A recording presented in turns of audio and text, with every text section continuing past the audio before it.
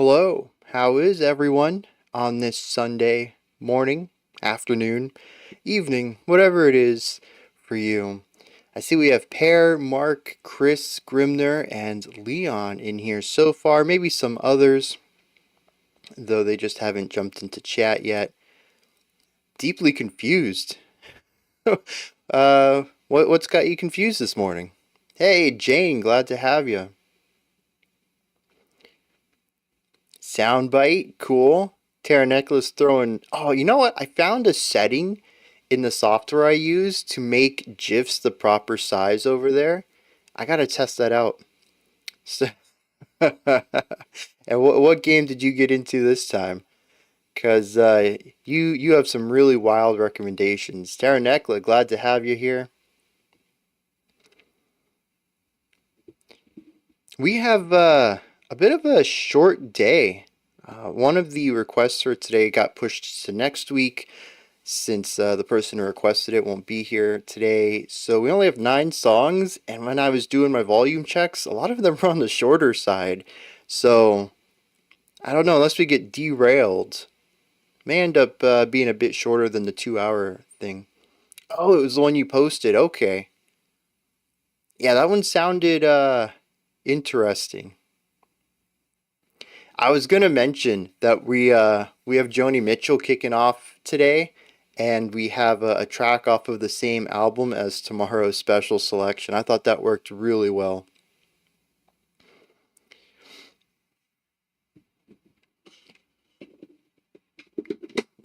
All right, let's get into this. Yeah, you're gonna balance things out a little bit with your pick. I uh, I'd forgotten about the fact that you took some of Paris time for yours, and I was like, dang, 9.5 minutes must be a new person. They didn't know about the limit.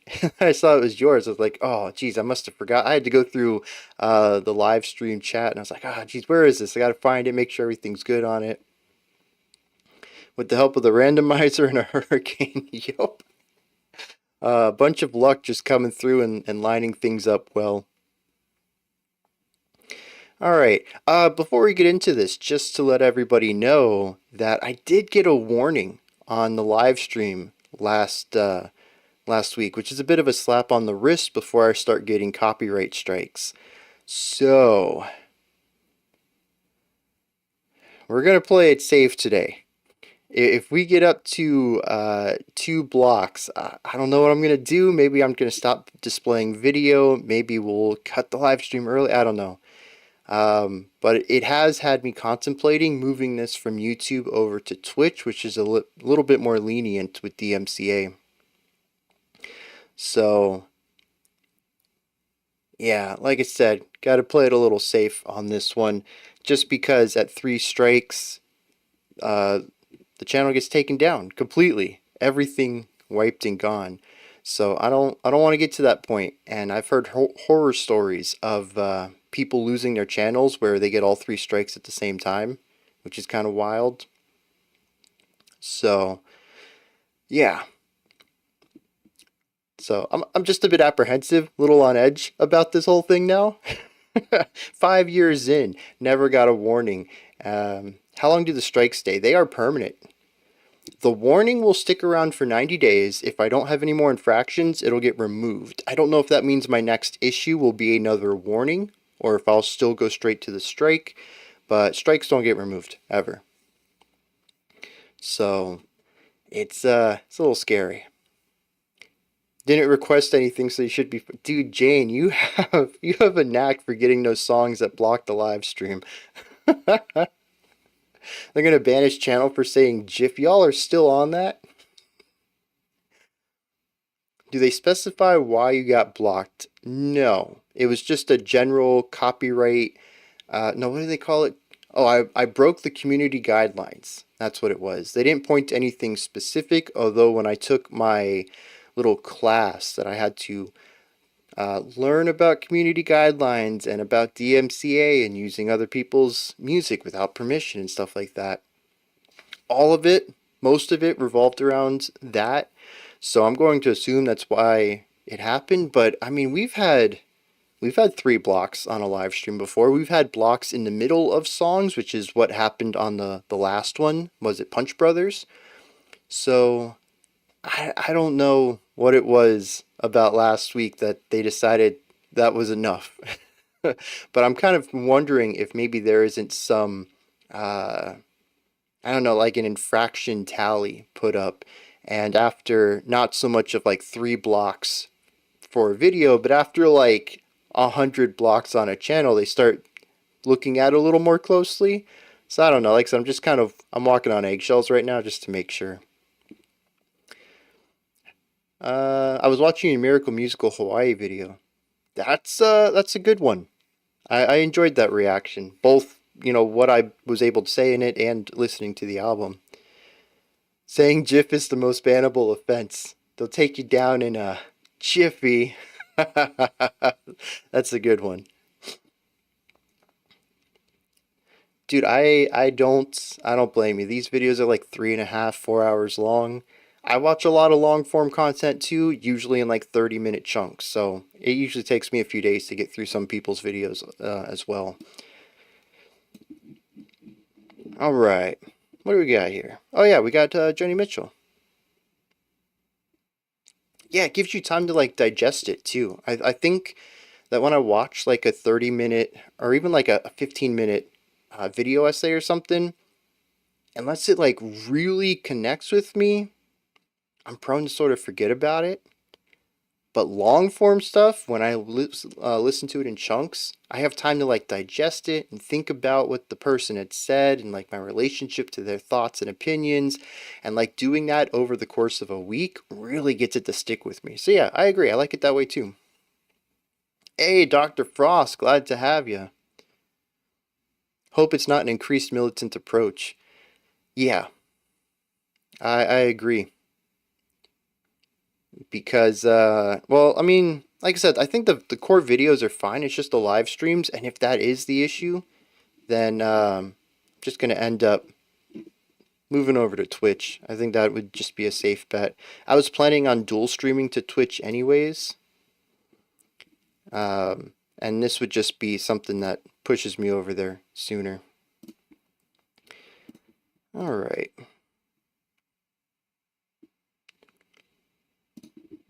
What?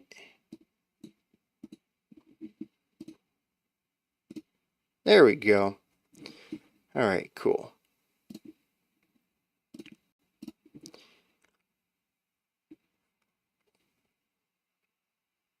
No need to rush at all. You get through the video when you get through it. That's how that's how I view a lot of things. I don't have time to do long, even movies. I've talked about this before, but I tried to watch Dune last year or the year before, whenever it came out, part 1. It took me like 5 days to watch it. And I know people are going to scoff at that, like, oh, dude, you interrupted a movie, but like, no, it's just, it worked best for me. Take everything at your own pace. Exactly. Exactly. The only thing I try not to do that with is music. I think primarily because albums are like 30 to 60 minutes generally, and that's something I can fit into my life easily. But something about breaking up an album feels a bit weird to me, in a way that breaking up a movie doesn't. Go figure. All right, we got context on this. We don't have context. Comes from Pere. This is a really nice introduction, hopefully, to what y'all will be able to hear tomorrow as we look at a bit of a longer song. Tomorrow's special selection, as Pere had mentioned, we're going to check out Paprika Plains, which is 16.5 minutes. This song is only 3, though. Joni Mitchell fan and not heard this one. All right, then let's dive into it. See what's going on.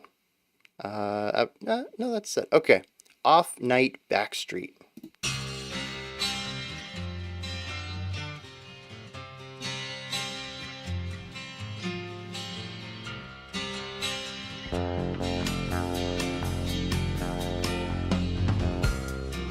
Maybe I'm just kidding myself when I say I love you.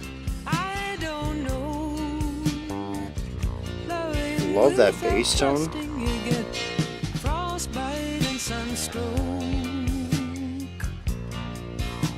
wish I felt nothing. You pimp, laughing and strutting her to my chartered seat. Very interesting idea there. Off-night Backstreet. Oh, Pastorius is on bass?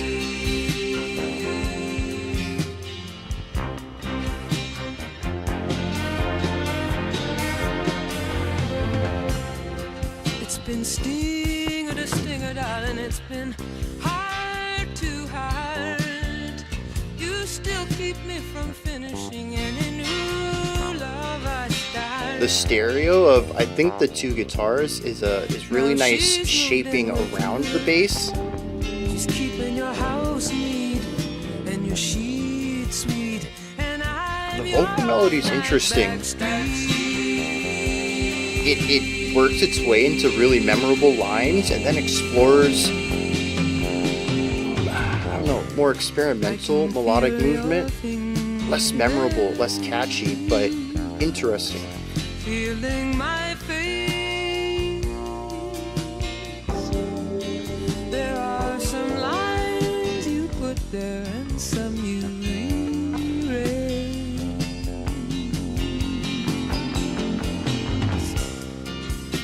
Maybe I'm just dramatizing. I don't care. It's home. It can be heaven when we play fair. But these sentimental journeys. That synth is a really interesting choice. You're calling me to be your off-night Backstreet. Such a warm harmony there.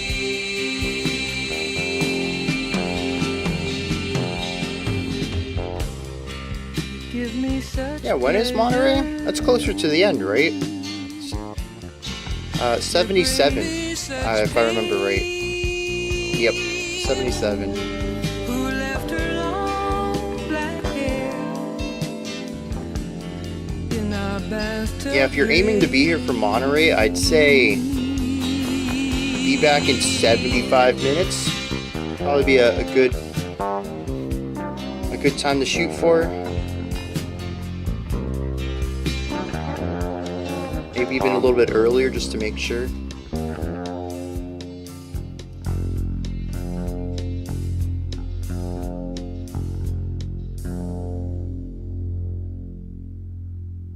Yeah.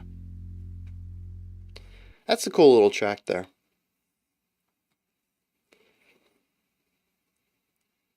The cool thing about it, I think, is that it's simple, right? You have the guitars on the side giving us these chord vamps, bass in the middle, laying down foundation, vocals on top, giving us lead melody. We do explore outside of that sometimes. We have the interesting synth tone that comes in. We have the horn section that comes in every once in a while, but those are sort of ornamental. They're secondary to the core focus of that guitar, bass, and vocals. But when you really get into that, like I said, you listen to the vocal melody, and it's not quite fully expected. It goes in interesting directions, and it's sort of linear in a lot of ways. I think if we look at both verses, we'll find that they are the same, but she's working with these really large patterns rather than like a 4-bar pattern or something like that. And that makes it interesting too, because it gives it this forward momentum and this feeling of linearity. And then when we pair that to the bass, we also find that is a bit more linear as well, and frequently provides counterpoints to the vocals. So what is rather simple on the macro level of, it's guitar, it's bass, it's vocals, we have lead, we have two foundation ideas, pretty simple structure here. You actually find a lot of nuance within that because we don't have really tight loops in here. Everything feels a bit more longer and linear. So, yeah, the album is Don Juan's Reckless Daughter. Oh, yeah, Pere had mentioned that. And so I find those less memorable, more exploratory ideas in this song to help it stand out a little bit. I think at its roots, it's still a bit of a folk track, just moving back and forth between an A and a B section with simpler ideas of music, but it just it explores those in vaster concepts, and I think that's phenomenal. It does make it a bit difficult to stick around, at least in my mind. That is, like I said, her vocal lines. Sometimes she'll lean into something very memorable, very catchy, something that could be an earworm, but I feel like a majority of the time, as soon as she gets into that, she almost overcorrects and says, well, I don't want anything catchy, and she goes into something very eclectic. And it makes it difficult for the vocal line to just immediately get stuck in your head. And I think that's, double-edged sword. One, it's experimental, it sounds neat, it sounds fresh, that's always good. But on the other side, depending on what kind of music you're wanting to make, the ability to be memorable, being memorable, we'll stick with that, is an important component, especially for something like this. And so, if nothing else, though, it makes it stand out to me. So that's always a good one.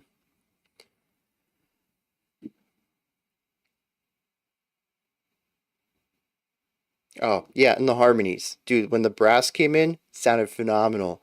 When they have that vocal harmony on Backstreet, sounds phenomenal. Those are just really warm sections, and I think it just ties into the general warmth that the bass gives us with that nice round tone as well. Just a phenomenal little song, really. They put a lot of depth into something so short and tiny, and I find that to be interesting because when y'all get around to watching the special selection for tomorrow, it's a very different take on writing music. It's wild to think that this and what we'll check out tomorrow, Paprika Plains, came off of the same album, because they are, yeah, wildly different songs. I'm really interested to hear what y'all think in the comments tomorrow about it, especially if you just got done listening to Off Night Backstreet, and you kind of hear how different the approaches are. All right.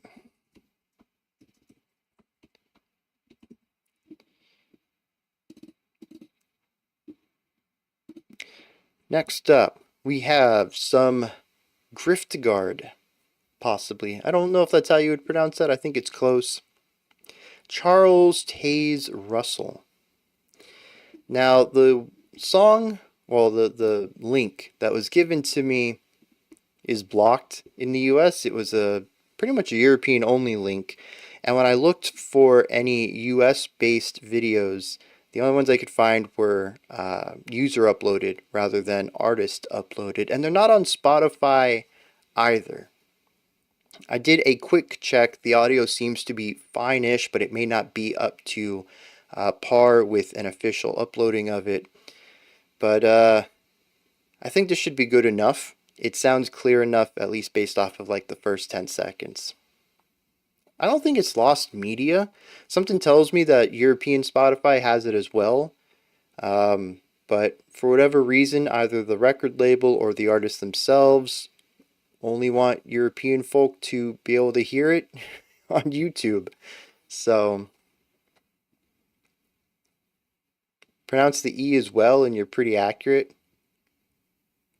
The E is like a shorty, like eh, or a long E, like Griftegård or Griftegård.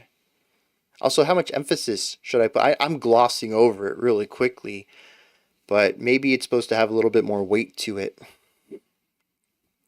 Anyways, let's check out Charles Taze Russell while I get some pronunciation, like an eh, Griftegård, Griftegård, Griftegård. All right. Oh, more like ah, like a more open sound on that third syllable.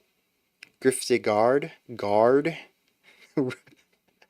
Dang, my southern's not really like saw. Yeah, guard.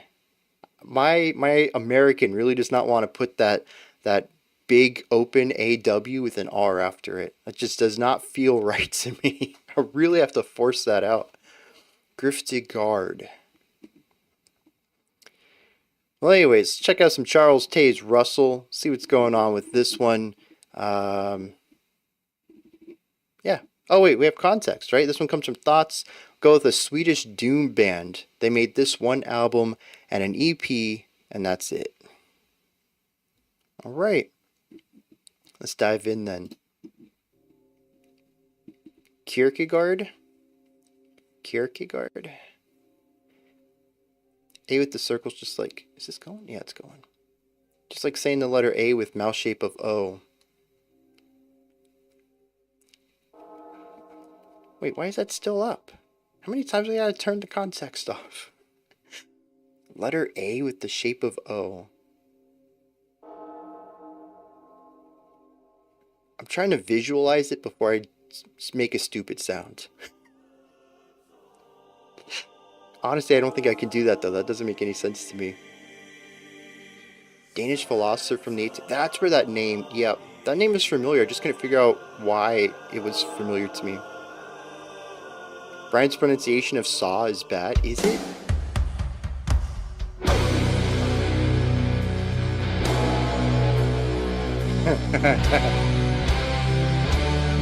I mean, here's the thing.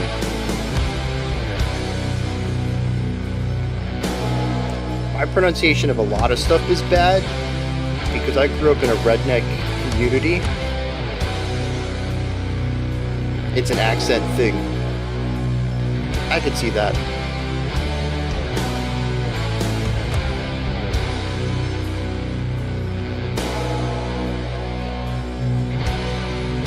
Yeah, saw. How else would you say saw? Whether it's like I saw that or I have a saw, like S-A-A-H, yeah, that's how I pronounce saw. How else would you say that?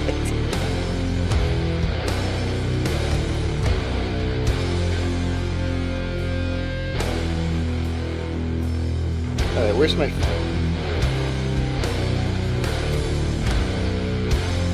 I need to know the tempo we're in right now, because this is 50-ish?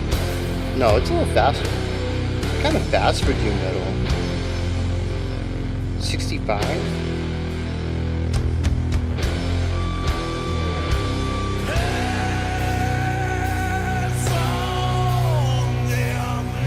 Looks like we're about 69, so I was close.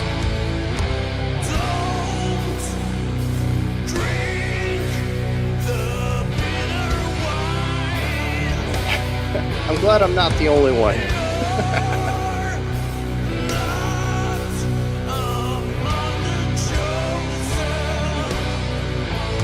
I do know people who put an R in saw.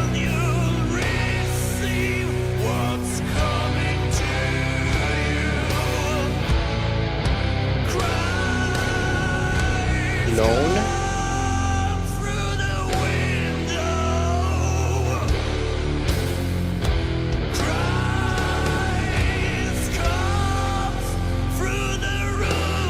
So this is just really heavy atmosphere.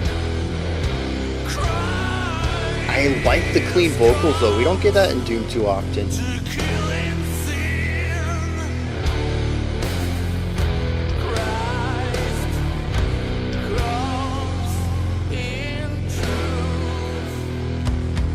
Although what's interesting is I don't know if I'd place this in Doom. Atmospheric sludge.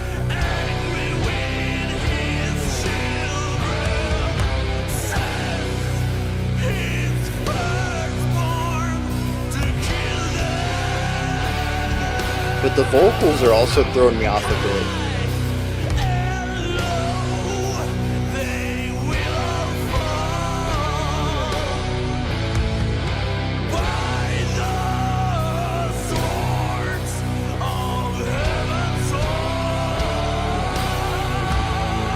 Yeah, I could see some Sabbath, early Sabbath in the guitar work.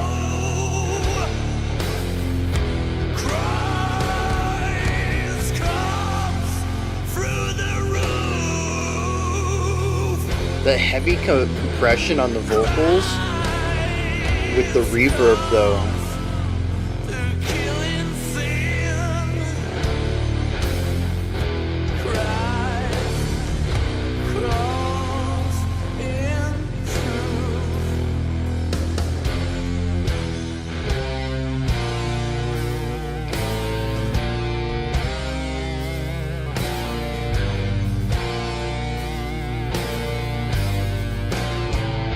Yeah, I could see some Candlemass on the vocals.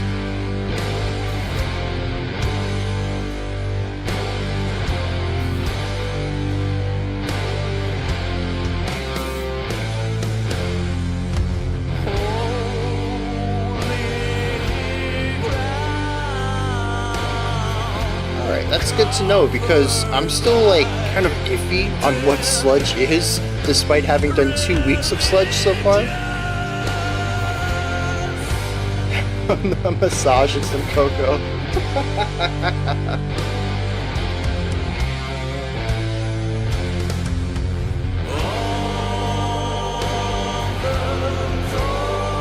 Okay, I can get behind the choir.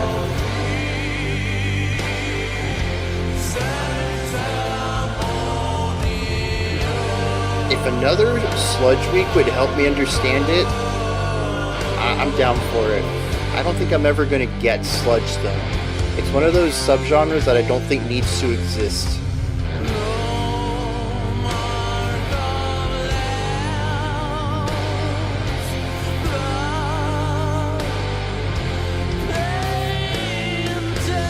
But I think that's primarily because it's about tone. It's the texture of the songs that feels sludgy more than anything compositional. I remember that whole sludge is actually a subgenre of post-metal, so that all comes full circle for you.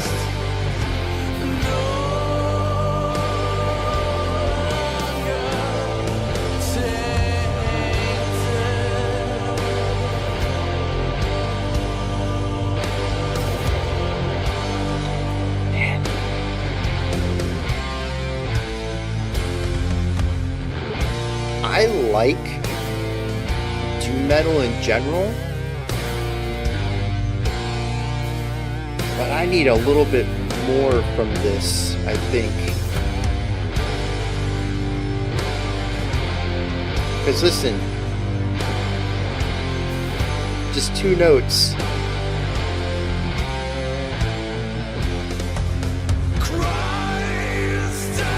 And that's been the whole song. We have that punctuating idea, the one right here. Little thing to wrap up the 4-bar phrase. And then we have a couple of new melodic duets that we have. But I mean, this is the core of the song right here. There's just 2 notes and yeah. That's what it, there's a stoner element. Thank you. I've been trying to put my finger on it. That's what it is. It's the vocals.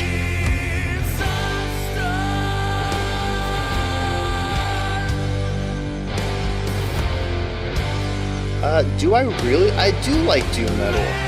I have to be in the mood for it, but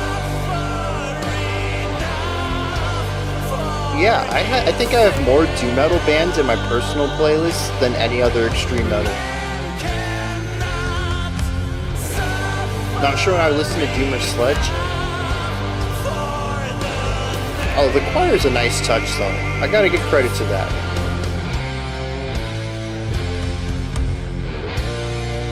Maybe I do like it. I don't stoner. I can't think of any stoner bands. That's the thing.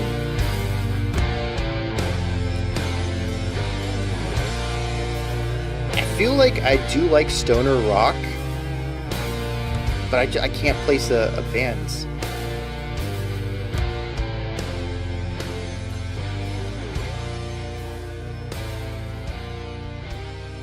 Oh, actually, Galpa. Galpa's stoner, right? That's such a good band.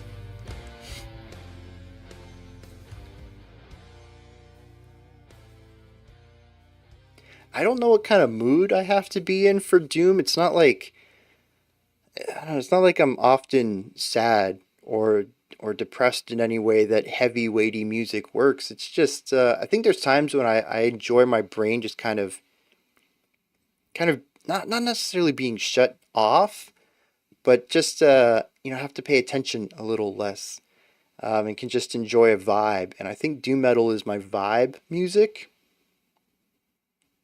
Wasn't that lovely? I do like moments of it. I like the choir. The general atmosphere works well. I like the dude's voice. I wish there was more musicality to it. I think that's really the only thing I don't like. Queens of the Stone Age is stoner rock?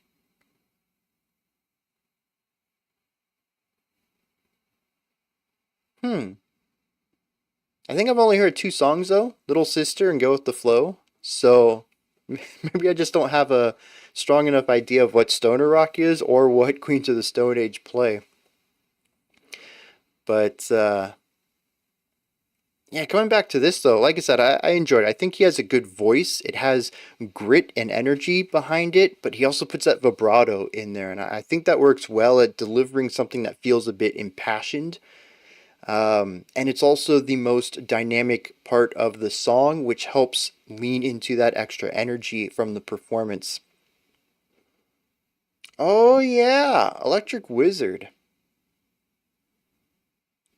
I think I kind of enjoyed that because we did a whole album, right? That was I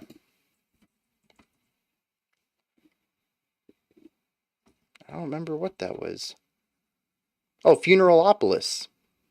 No, Dope Throne. Dope Throne. That's what Funeralopolis is a band. Uh, yeah, I think there were some tracks on there that did click with me.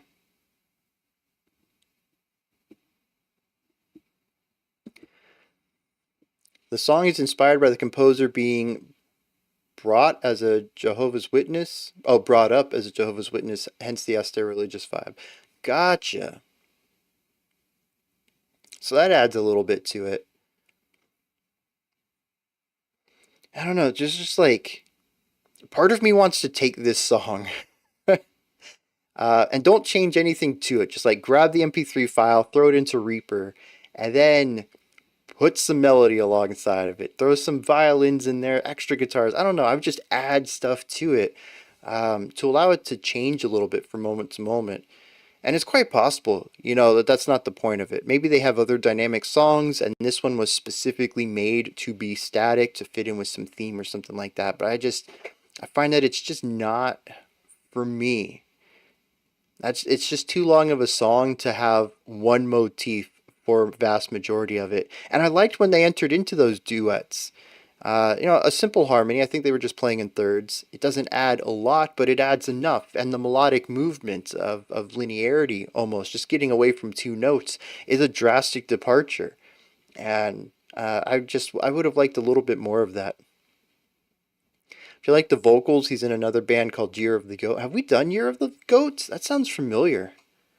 A little bit like Maiden meets Blue Oyster Cult meets King Diamonds. What in the world? Occult rock and roll hard rock metal. That sounds wild. Try to get a 2x speed. And I wouldn't mind. I would have to get a pitch corrector. I don't think I have any software that speeds up and corrects pitch. But yeah, I think even putting up to like 1.5 might be a little bit more interesting. But like I said, at the end of the day, I think it captures a vibe very well. Even if I'm not necessarily the target audience, I think it does a great job. And it does change things up every once in a while. We do have punctuating ideas. We have the guitar stuff, the linear guitar stuff. We have the choir come in. And his vocals are kind of dynamic. So, oh yeah, I forget about YouTube. Not that different from Ghost, but with more of an edge. Okay. I didn't know YouTube's was pitch corrected though. I mean, it makes sense. Google and all their AI and stuff. It's definitely something they would have done. Just never really dawned on me. Yeah, I might have to do that later. See if that clicks any better for me. All right. We have somebody else whose name I'm probably not going to pronounce very well. This one is Linus Klausenitzer with the track Sister in Black. So this one comes from Kipper. I'm going to go with Sister in Black, which is the only instrumental track off bassist Linus Klausenitzer's solo album Topa. Klausenitzer used to be the bassist for Obscura and is now the bassist for Alkaloid and Obsidious. He's a phenomenal tech death bassist, but I think he really shines with more melodic work from his solo album. The other instruments are played by session musicians. And his tech tips. Oh, jeez.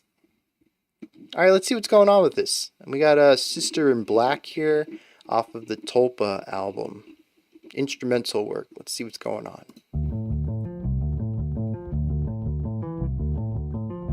Pronounce the I's as in, oh, like an I. Klausenitzer. Linus Klausenitzer. Is that how it is?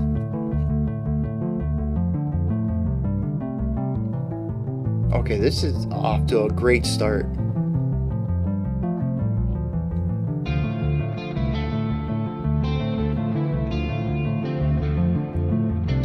Alright, so I totally screwed up an earlier pronunciation, but I got one right today.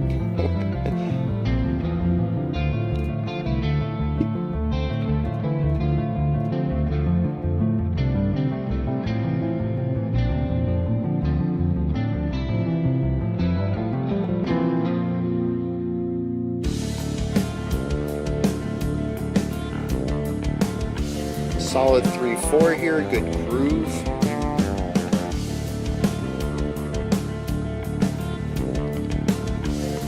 Fun snare accents on this.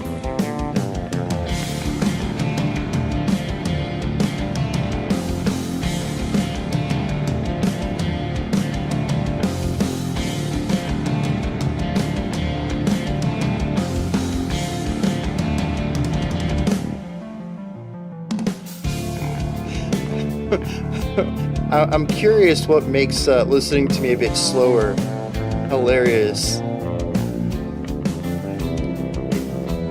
Is it that I'm actually understandable at a bit of a slower speed?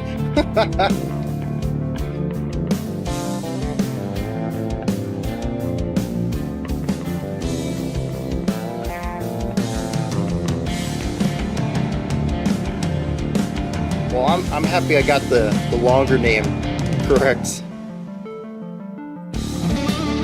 Oh, I sound... That's even better.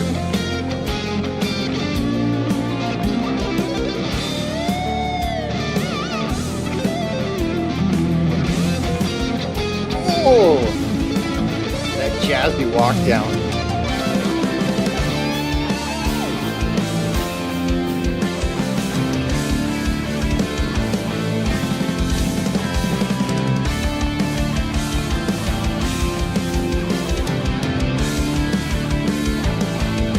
Drums are interesting. The drum placement is very forward. They're very present in the mix, but they're not overpowering, which is wild.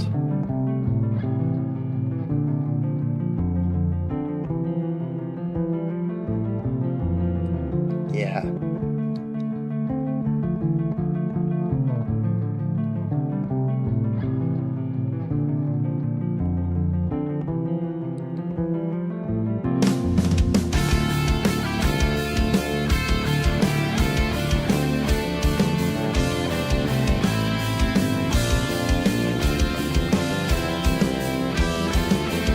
That seems really low for something this good.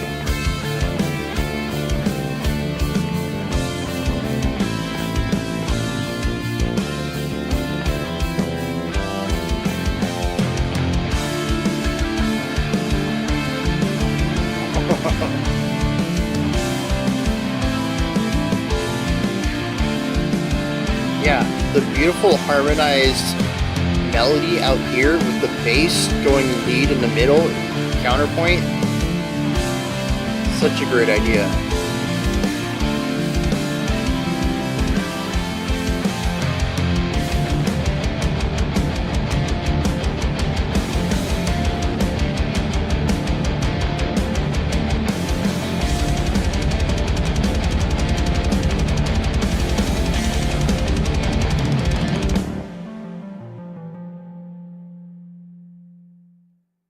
I love that tone right there too. The bass kicked the song off with it.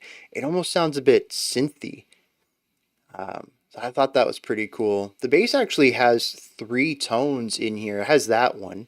And then we have the really fat, almost distorted sound when they get into the lower range. And then that beautiful, very tempered, wide sound on the higher notes. Very, very cool stuff. Dude, I mean, just like listening to how the guitars play alongside the bass and how they work together to form these fully realized sections, 3 instruments following harmony, foundation, and melody and counterpoint. Somehow, I don't know how they do all of that with just the 3 of them.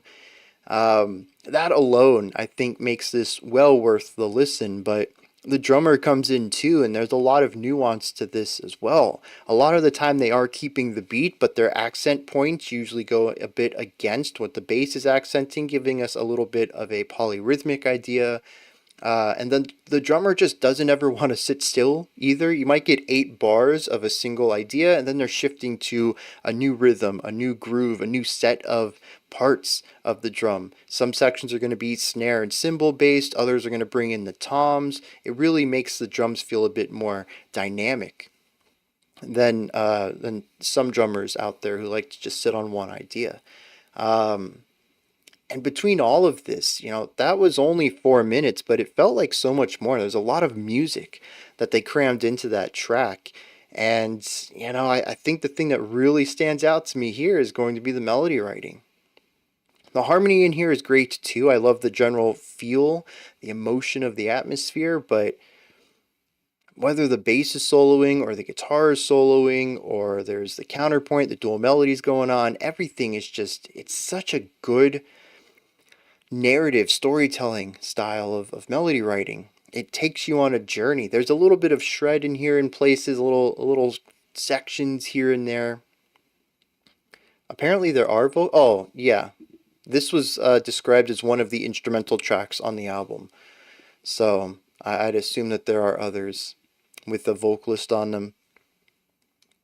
Dang, what was I saying? I just interrupted myself for no reason. Oh yeah, the melody, there's places where they can show off, but it's not something that they focus on too much, and that they allow the song to dictate what the melody is going to be, and allows the melody to drive the song forward rather than to be showcasing any of their particular skills.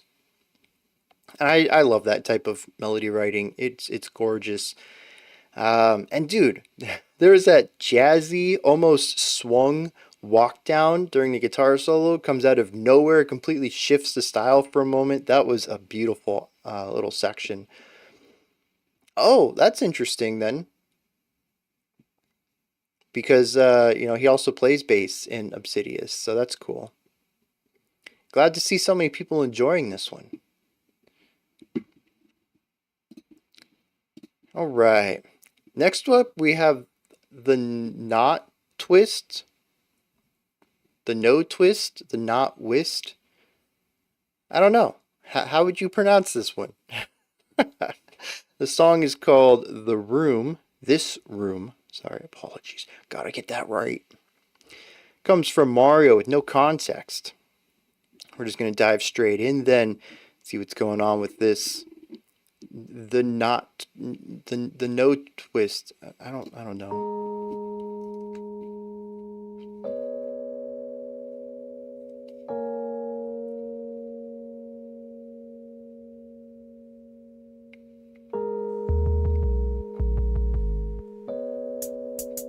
See, Notwist is how I want to read it too, because those are 2 real words.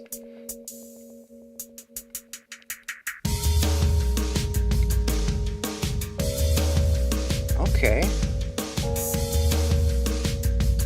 Toy piano with driving drums. This is an interesting start.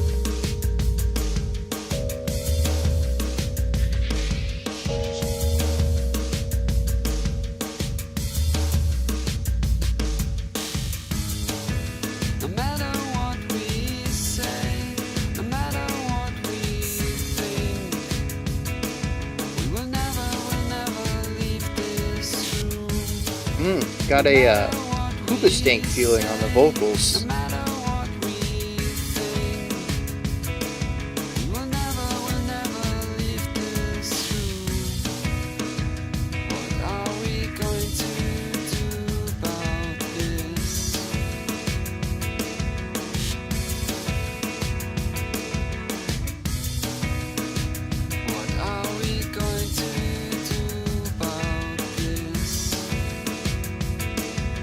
Oh yeah, I can see the Radiohead on this too.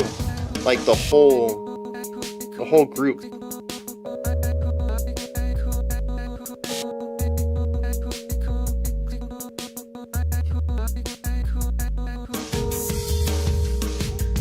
So did they take the beat from the drums and put it into the glitch on the vocals? That's neat.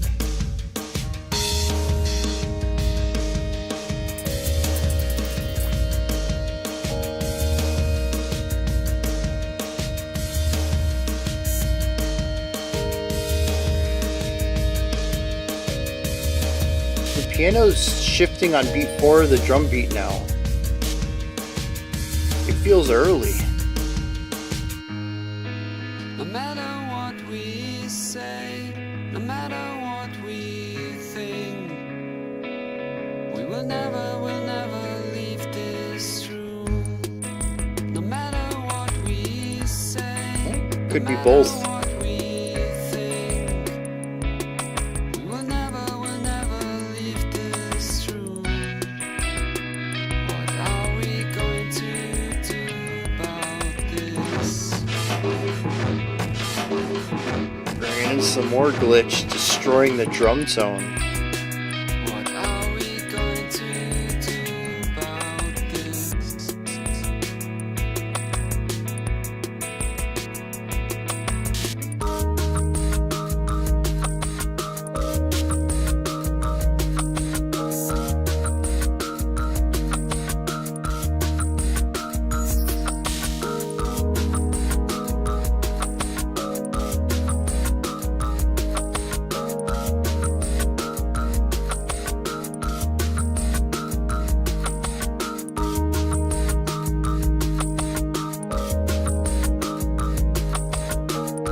I'm kind of intrigued. I think I'm gonna pull this to the side.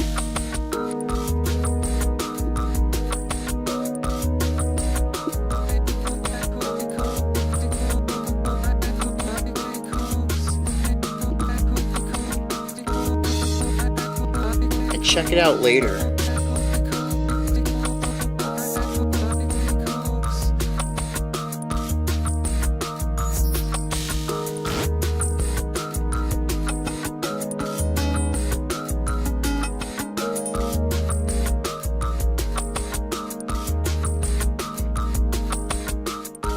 How do you create glitch that works with this rhythmic groove in the way that that reverbery chimey thing just did?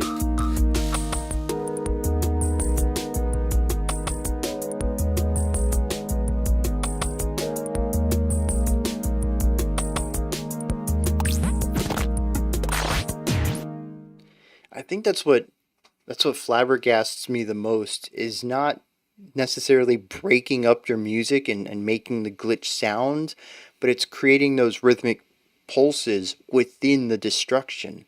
How do you do that? Yeah, I think that's something I have to check out more of. I don't know if it's necessarily going to be my jam for an entire album, but I'm intrigued by it. I think the atmosphere is very well done, and as Mark said, the glitch is very tastefully implemented. The way that I tend to view glitch is that it's sort of like the loud, screechy high dyads in like hardcore music, where it's designed to create a gnarly component to the song. It is there for destructive expression, but here it almost feels like it's simply just a timbre that's used in the song, where its primary purpose is rhythmic beyond anything else. I don't hear glitch like that often. We have heard rhythmic glitch in the past, but like I said, this doesn't feel like it was created for that glitchy aspect. It's just that that's the tone that happened to be used for the rhythmic component.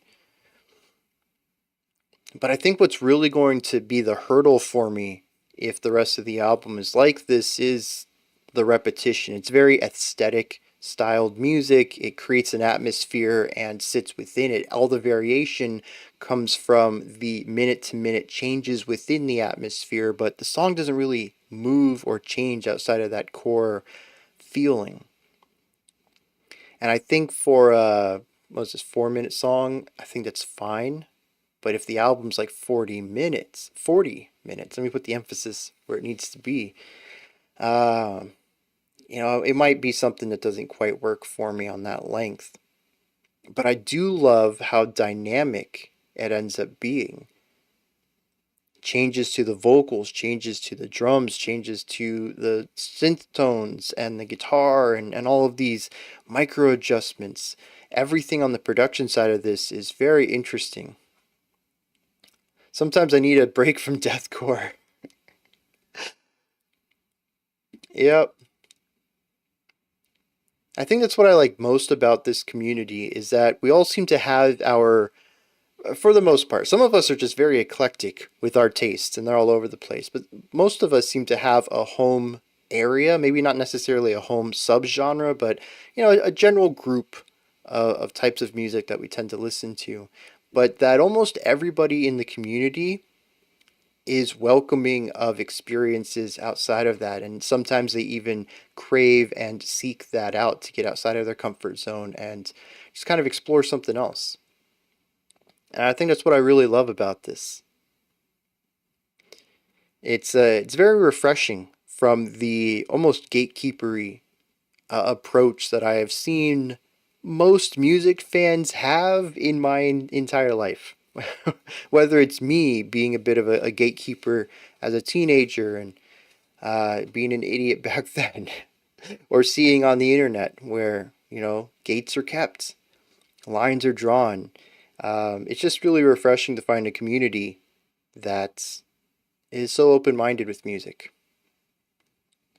Kind of all over the place with musical interests. Yep, I know exactly how that feels. I was explaining so I chat with a group of reactors. They're not just music reactors, but there's a group of reactors that I chat with every week. We get into a Zoom call and we just kind of hang out, kind of vent frustrations at times, talk about ways to improve our channel, or sometimes just talk about what's interesting us that week. It's really great, and I'm glad to have those people as my friends. And I was actually asked in one of the recent meetings, you're not a huge metal fan. What kind of music do you listen to? And I was kind of taken aback because I didn't know how to answer that.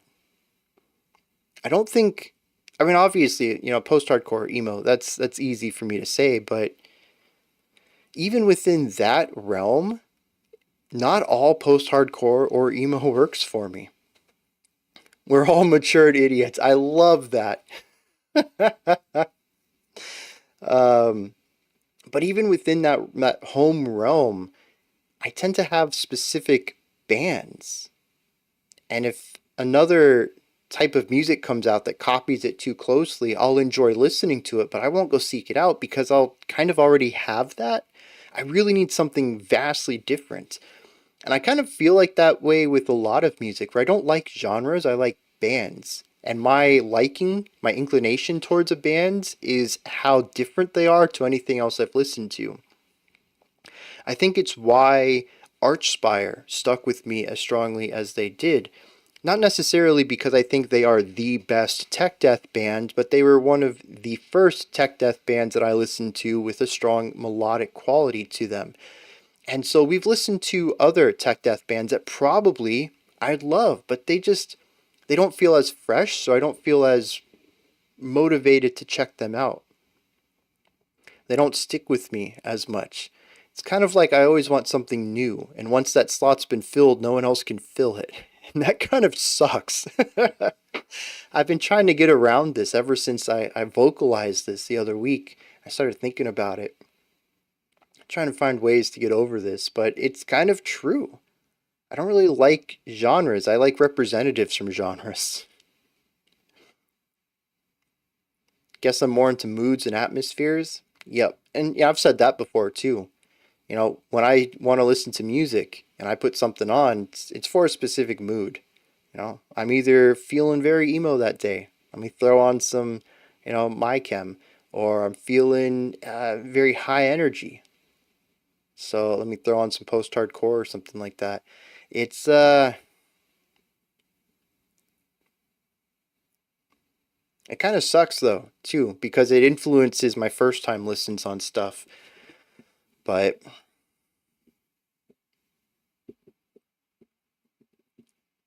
my album of the week has been Deer Hunter Migrant. That's not new, is it? They haven't put their new one out. That's an older. Why haven't I heard of that then?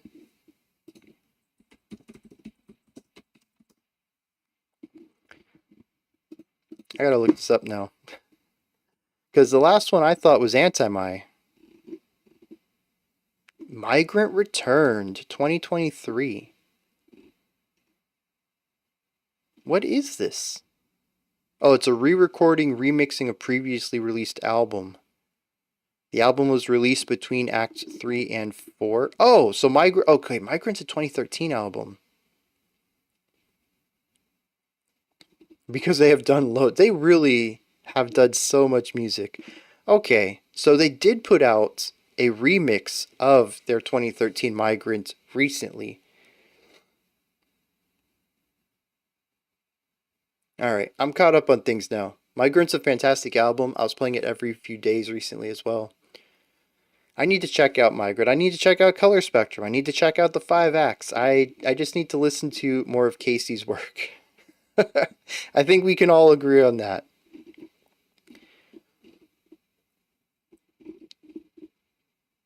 I love how after Act 2 came out, they released an EP called Random EP Number 1, and then another one called Random EP Number 2. That's phenomenal.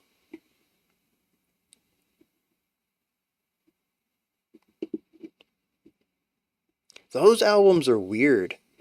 You mentioned that Between the Buried and Me covers most of your moods. I don't know why that works for me either. Because there are some albums I can put on no matter what mood I'm in. And those albums tend to be the most diverse. But it's not like me not being in the mood for some of the songs diminishes my enjoyment of them. I enjoy that album so much that it works all the time no matter what. So I guess that's a little bit of a break away from my more mood-based listening. And I don't know why. I wish I could quantify why an album would work all the time for me. And I don't think I can. Alright. We got some AILIFDOPA. This is a band. We have the song Scary Night, Spooky Season from Terra Nekla.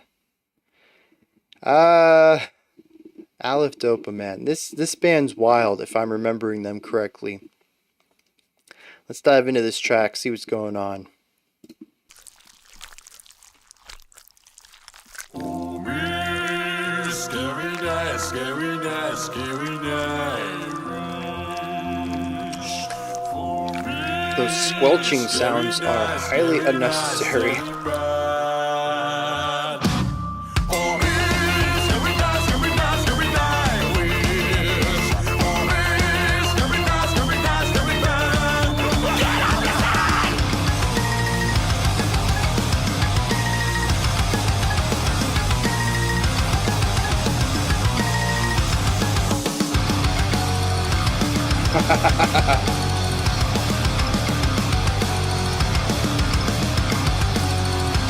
I'm digging the glockenspiel back there.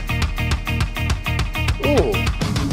Once upon a time in our hair was clean, but a little bit of madness has grown. Became a naughty monkey, don't see to be a nocturne. You buck shaman, I've been going there. Sorry, there's a one that came back only. They go, the point into the darkness. No one, I reach a hang up a sun. You stick it in the daddy monkey, mini, mini, mini, mini. Everybody go!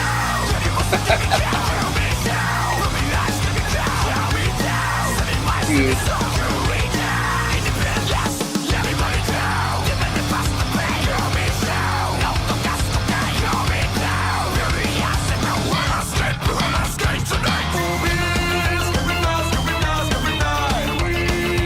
love how they have choreography for this.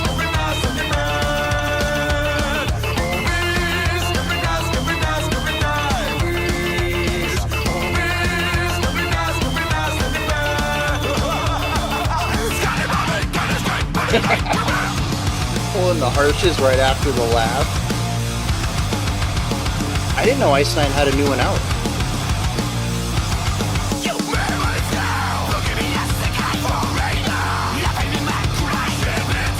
Maybe I'll check that out next Friday for new music.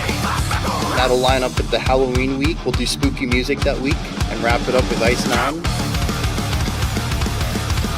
Actually, that's a good idea. Let me write that down.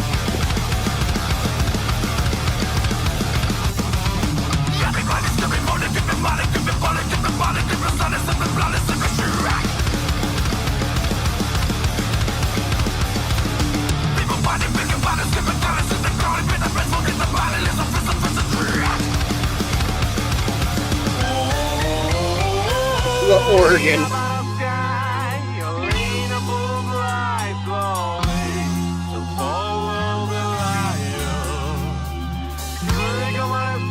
Don't watch the video? Alright, that's I'll take that into consideration. Once upon a time in a hay was clean, a billip on the clock. Once lost became an on-demand day. Don't see that to a nocturne. You watch a bunny habit all day. So you did the money keep Circus of a Down. into the darkness. No one, I reach a heck of a song. Bringing in that punk beat.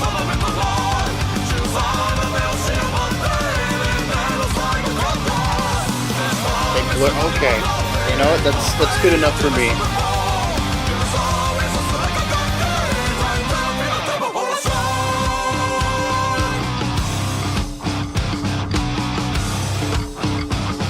That bass.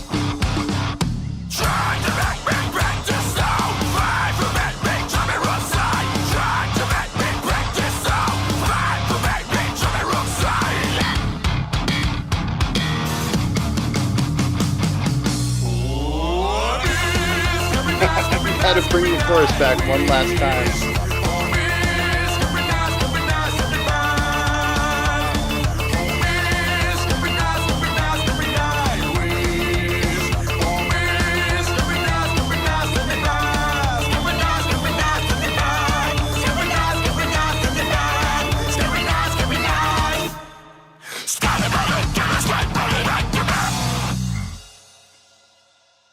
Oh, jeez.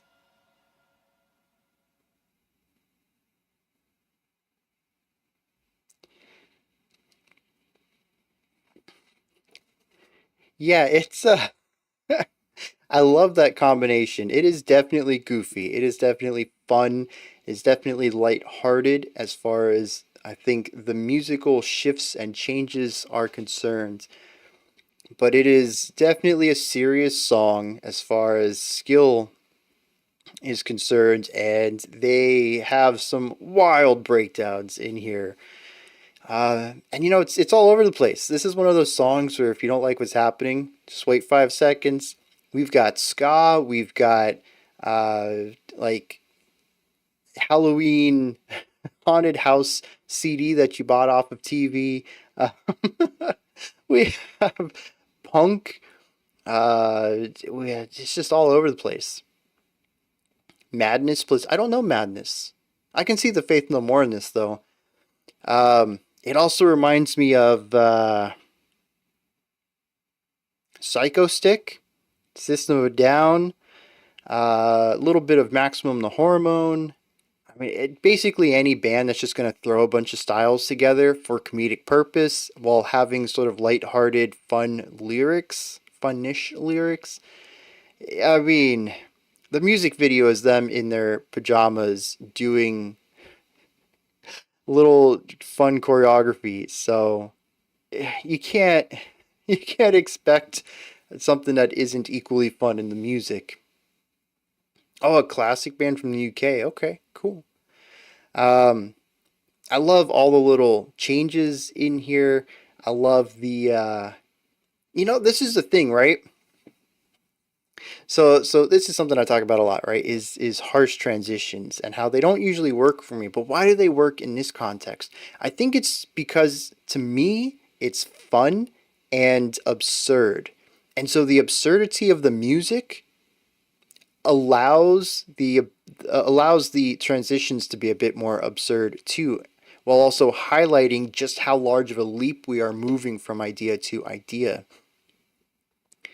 I think I find harsh transitions to be a bit more of a sore thumb sticking out in music that's a bit more cohesive.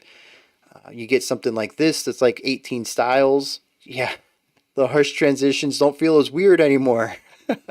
So I think it's about context. For me at least. Video seems cardiac I could see that. I could see that 100%. And you know, the other thing that I got to point out is I think they do everything well.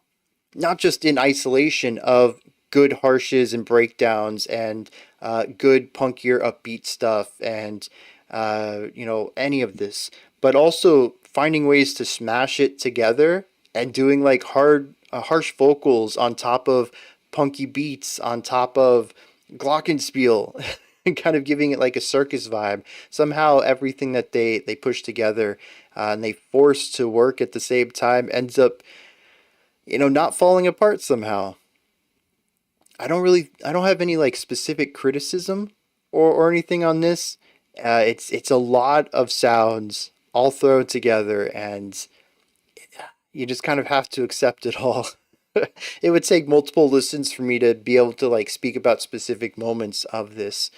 But the bass, though, I'm going to say the bass is filthy on this. There are some times when the bass just kind of sinks into the backgrounds, but anytime that the bass is brought to the surface of the mix, we got some like funky slap and pop in here. It's like the tone is fantastic. It has some neat ideas on it. Yeah, it's great stuff. In keeping with the season, we need some Coil or Hellraiser. Oh, unreleased themes for Hellraiser. That must be an album. Do we have Coil in the spooky theme suggestions? I haven't looked at those yet, but I do check my email every day, and all the Patreon comments come into that. And I could have sworn I saw Coil. Unreleased themes for Hellraiser also sounds familiar. I don't know. But we might have some Coil coming up on the last week of October, is what I'm getting at here. It's a possibility. But yeah, I mean, as far as AILIFDOPA is concerned, that's what I was expecting. Like I said, going in, they're a bit of a wild band, and they absolutely delivered on eclectic, wild stuff. We got some MX Lonely here, which, is this the third month in a row that we've had MX Lonely? Or did we have them twice this month? I don't remember. I just know their name has popped up a lot recently. And a band that I've never heard of before is really growing on me. This suggestion comes at us from Christopher. Last song you checked out had their keyboardist doing vocals. This track has their guitarist doing vocals. Alright, I'm excited about this. Like I said, this is a band that consistently impresses me. So, let's dive in, see what's going on with Mr. Lonely from MX Lonely.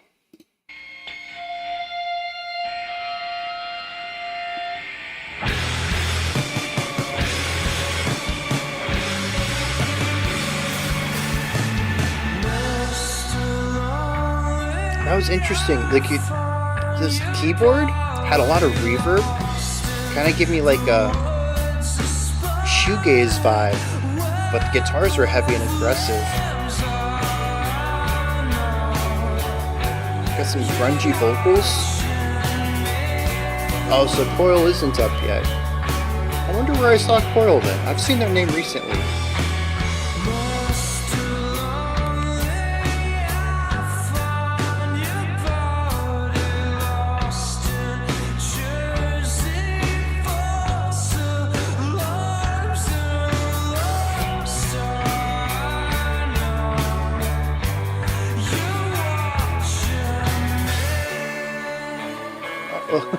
Maybe that's what it is.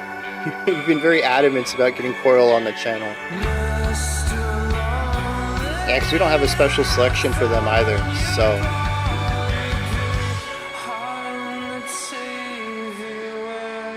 The ebb and flow of this song is very interesting.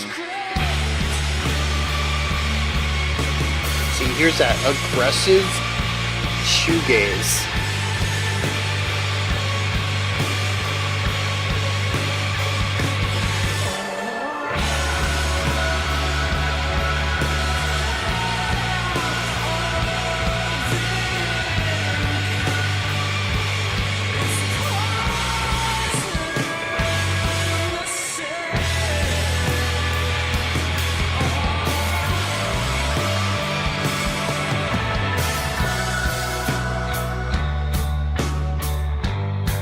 I missed that comment from Dr. Frost about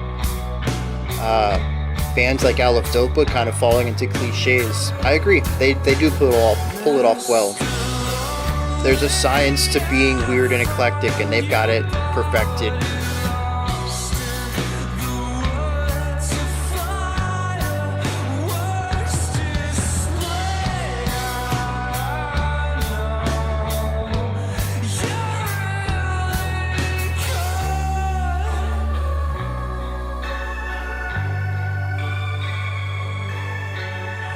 The first part of that synth sounds like this modulated vocals to me. The other hits don't though. I wonder if that is vocals first.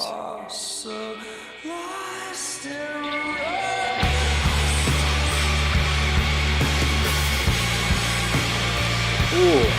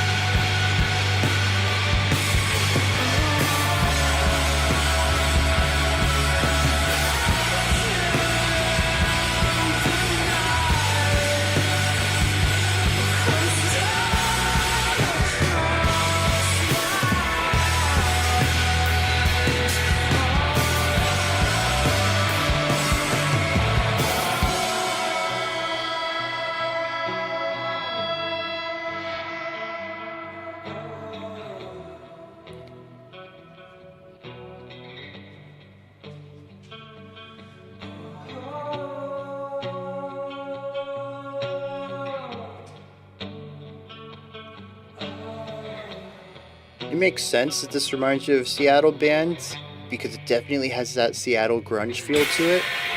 Oh, it's not over.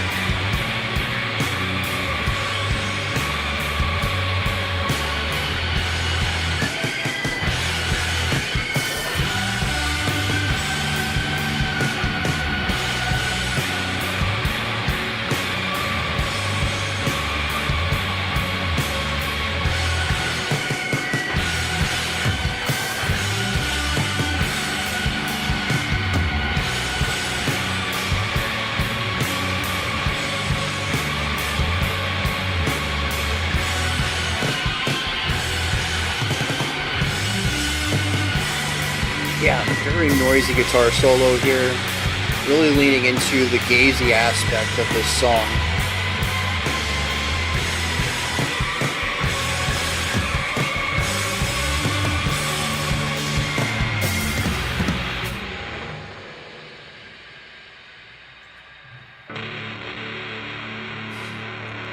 They just can't let the song go. Oh, what?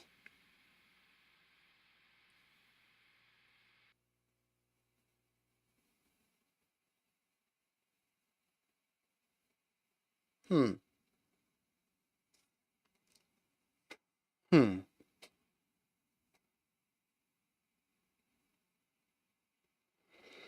All right. So what I think is really interesting here is that it's this unique midpoint between grunge and shoegaze, where we have a lot of that heavy wall of sound, highly compressed guitar work, and high reverb in order to create just, this massive sonic wave. But then we also have gritty guitars in here, giving us a bit more of a riff-based approach. We have heavy drum work, and we have very grungy vocals. If this vocalist isn't trying to, or isn't, if this vocalist wasn't, what's that word, influenced by Kurt Cobain, I don't know who he would have been influenced by. It definitely has a lot of that feeling to it. And of course, grunge's big thing is that it has massive leaps between the highs and the lows. Quieter, more somber moments followed by aggressive, angsty noise, and we have that here in spades, more so than just the general quiet verse, heavy chorus. The verse fluctuates and hits these highs and lows just as much as the chorus itself does too. In fact, they use a lot of space in the chorus, creating these moments where there's no sound at all, only the reverb from the beat previously before hitting back in on that next beat. Ambience like a symphony. I love that description. And so I find this really interesting because it takes that high contrast approach from grunge, but introduces this high atmosphere ambience from shoegaze. And I don't think I've heard anything like that before.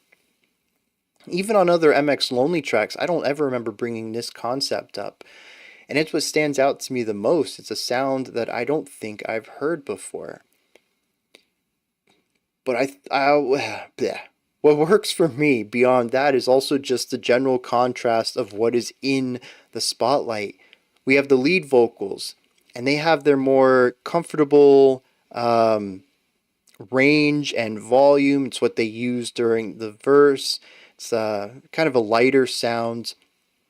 We contrast that with the more full-bodied, belted sounds. We have a little bit of rasp and harsh vocals in there. Later on in the track, we have the harmonized vocals. I think there's the female vocalist who sings underneath harmonies to the main vocals. We get a lot of variety there. And then we have the entire noise section there at the end of the track that shifts away from the verse-chorus structure that we had at the beginning of the track and explores this purely sonic, texture-based stuff. And while I do think it kind of went on a little longer than I would have liked, I felt like the song was over and then this section just came out of nowhere. I do think ultimately it ended up working for me. And I think it was a nice contrast to the more directed, or the more melody-directed writing that we had at the beginning of the song. It's a track that kind of hits on a lot of things. It's melody, it's harmony, it's atmosphere, it's noise, it's texture, everything in a small dosage in different parts of the track, and then changing up how much of each we get in each section, which makes the song feel like it's just constantly growing and evolving. Yeah, that's wild. And I think that's 3 for 3 for MX Lonely. I guess I just got to check out an album from them because it's just they just continue to work for me. Why haven't I listened to them yet? All right, I don't know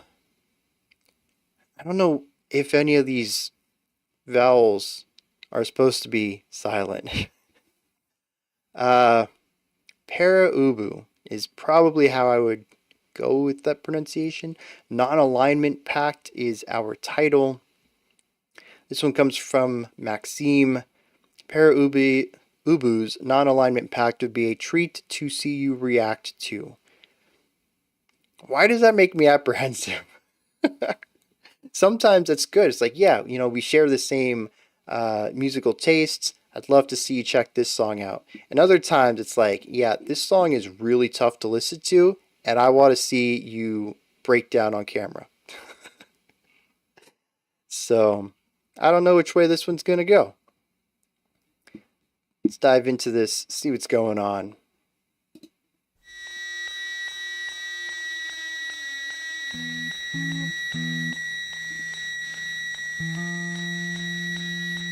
This is old.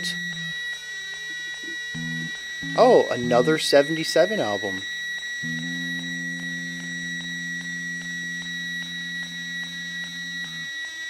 I will say though that the noise over here,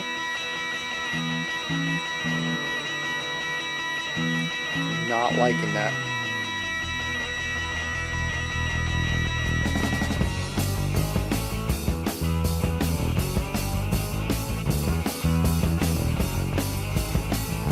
Love that bass.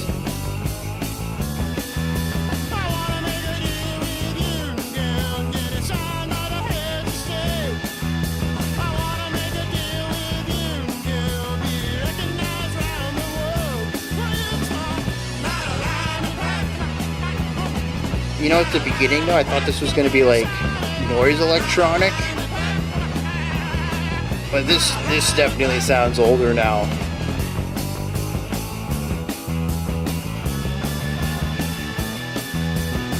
It's interesting. Would this be, you call it foundational punk, would this be proto-punk? Because I can kind of see where it fits my idea of punk, but that could also be, you know, placed further into punk's history.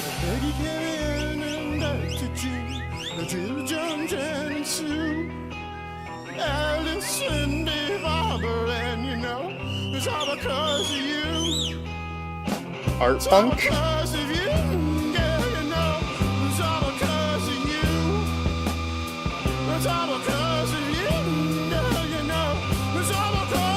Oh, punk's a lot older than I thought then.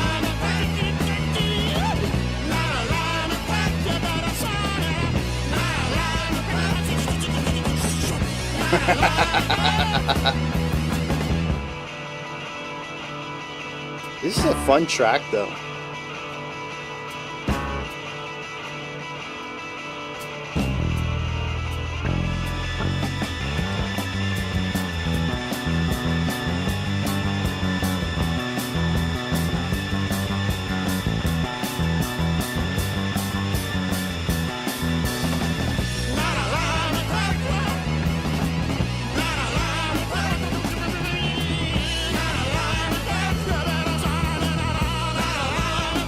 That actually doesn't surprise me, given what punk is.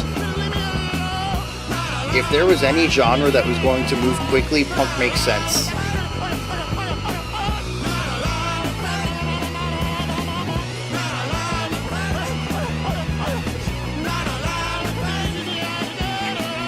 That's what I'm thinking, right? How old? I'm thinking punk came up in like the 80s, 70s maybe.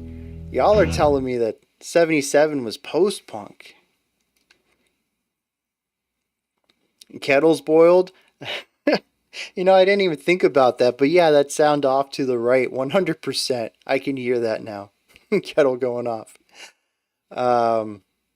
Yeah, like apparently my understanding of punk's history is way off.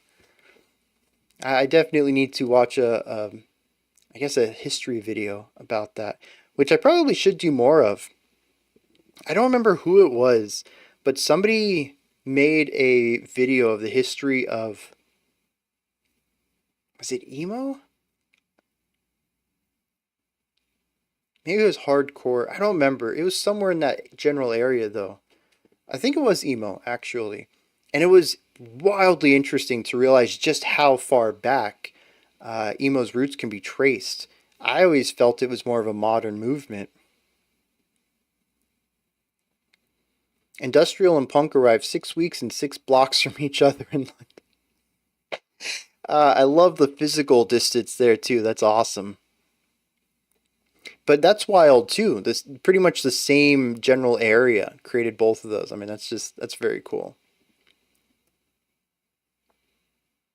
We're in the 5th wave of, I think you're right. Although I think it's interesting too with like black metal, we literally call them first, second, third wave. But with emo, each wave had its own name, just to be more dramatic. We didn't count them by numbers. I mean, that makes sense for emo. But yeah, it's really interesting. And you know, it's one of those things that I definitely need to get a little bit more educated in is pop music history. It's definitely a blind spot for me. I'm really curious what you wrote now. That's that's interesting though. I don't even know what those shapes are. But it worked, I guess, unless you wrote more that didn't get picked up. Oh, I love it. I love it. That's my favorite kind of message. When you see something interesting, you're like, oh, what's going on there? You decode it, and it's just like, this is cool. Like, yes. Throbbing Gristle? No, I don't even think I've heard of them.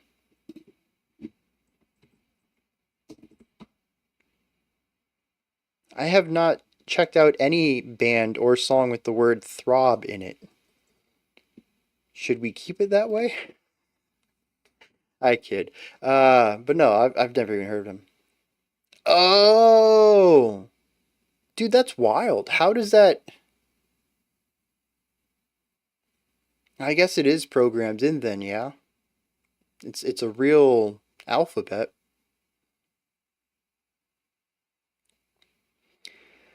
Back to this track though.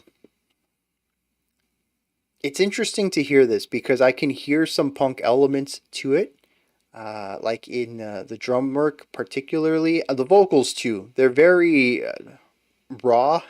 They kind of do whatever they want. The vocalist doesn't feel constrained to keep a single vocal style. But aside from that, the guitar work doesn't feel very punky to me at all. Which, you know, I kind of envisioned pre-punk, but it's interesting that this would have been post-punk, which kind of does the same thing in reverse. Now that we have a structure for punk, let's explore something other than that, rather than let's just make something new, not knowing what punk is yet. But they still kind of end up feeling very similar, or can end up feeling very similar. And I think that's neat. And it's cool to kind of see how this sound moves. Punk in general. I mean, that's the same thing with all genres. It's neat to see how sounds evolve over time. But other than that, I don't know that I have a lot to say here. I like the bass tone. I like the melody from the guitar. It kind of goes on a very short loop though, so it kind of wears down on me a little bit.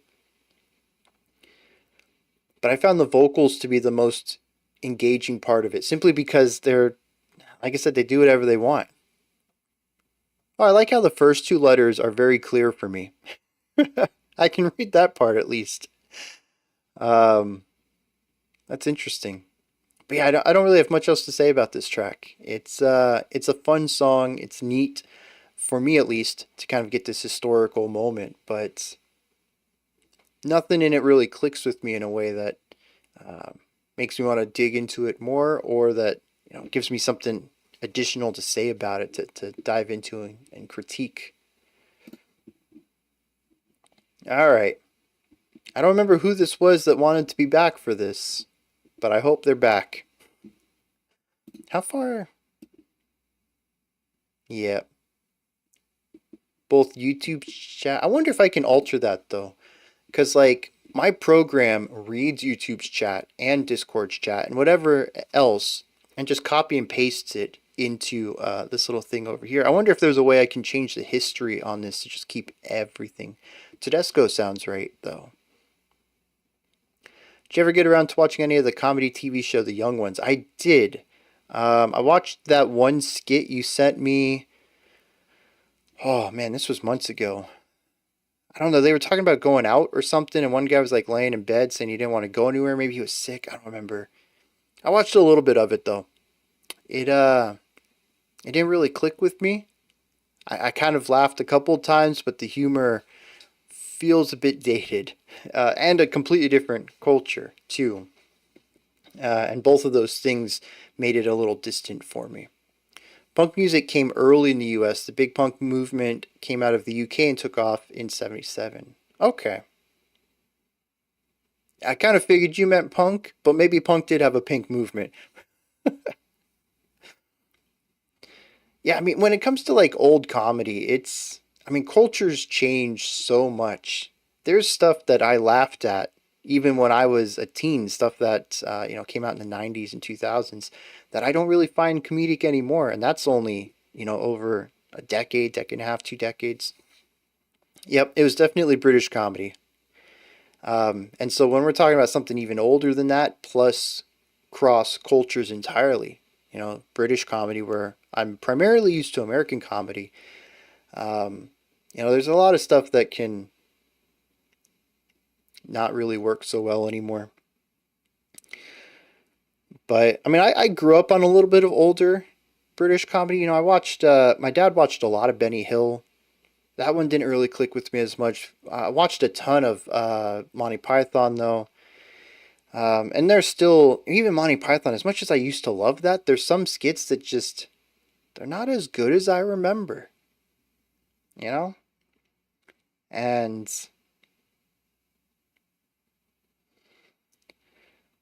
kind of makes me sad though. It really does. But I definitely think something like that, maybe it would be better if I had the nostalgia. Maybe if I checked that out when I was younger, grew up with it in the same way I did with Monty Python. Maybe if I had never watched Monty Python as a teen kid, but I don't remember how young I was. Maybe it wouldn't appeal to me as much today either. Some of their jokes I think would still land, but all of them? Faulty Towers. I watched a couple episodes. My dad watched all of it. I don't remember why I stopped. Owen Wilson's dad is responsible for bringing Monty Python to the US? Really? That's wild. Kind of dry comedy and maybe funnier if you're under the influence. A lot of British humor is very dry. I think that's what draws me to it usually. But, it's not a perfect formula where I always love dry humor though. So I did a lot when I was a kid though. When I was a teen, man, it was almost like the less comedic it was, the funnier it was. And there's just something about like deadpan humor that really clicked with me as a teen. And maybe it was my, being influenced by watching Monty Python too. Whoa. I just kicked the light. Mr. Wilson worked for PBS in Texas. That's awesome.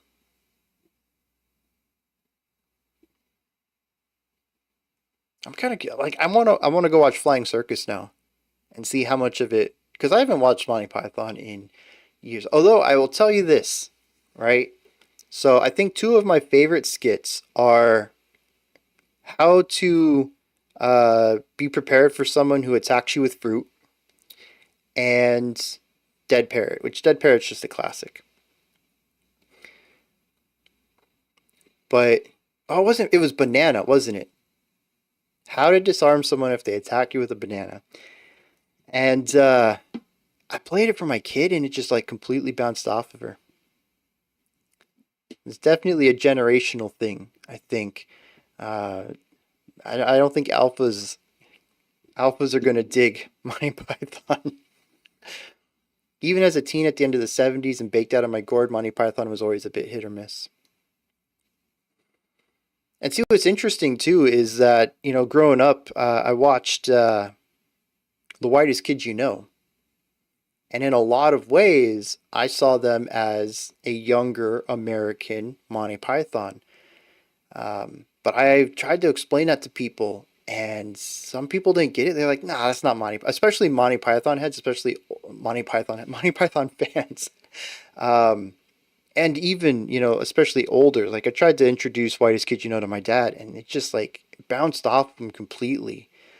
So, generational comedy is definitely a thing, I think.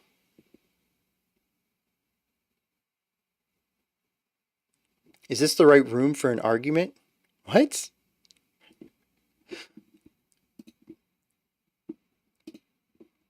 Did I miss something? Mute? Am I muted? I don't think I'm muted. No, I'm good. Wait, is that a Monty Python? Is this the right room for an argument? That feels familiar, but I can't place it. It is? But yeah, I think that fascinates me too. That comedy is generational. You would think that if something's funny, then it's going to be funny, but I find that that's not always true.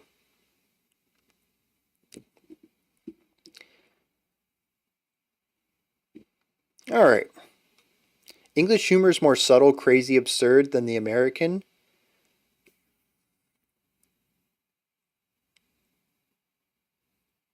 I can see that. Subtle and absurd.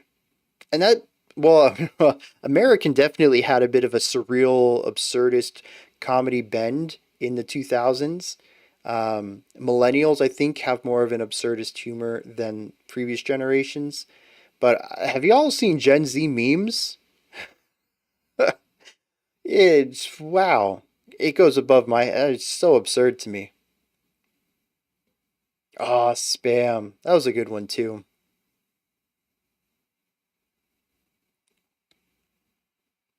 I feel like that's probably what I should watch again is the films. Because I haven't seen Life of Brian in like 20 years.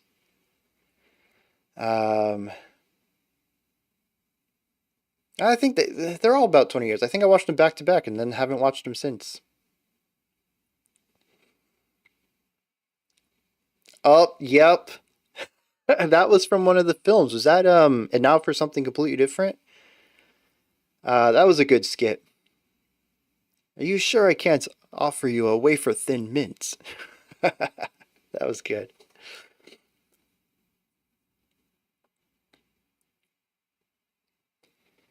All right, y'all can continue to reminisce. I'm gonna push forward into this next track. Life of Brian was, see, I don't remember anything about it except the Knights of Ni. Wait, that was Life of Brian, wasn't it?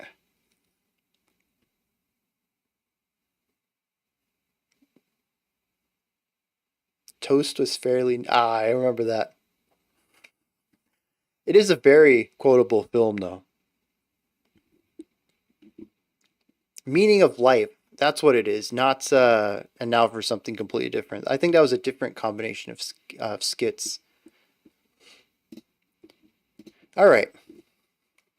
Did we do? Oh no, I haven't even changed the stuff over.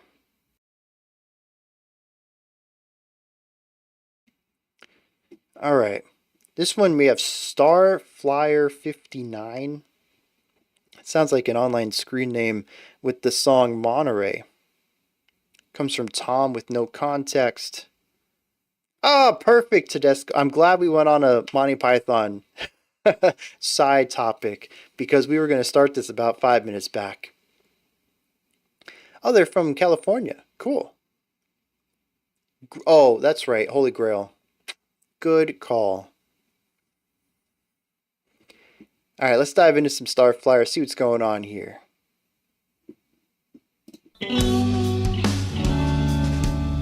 Oh, that is a mood right there.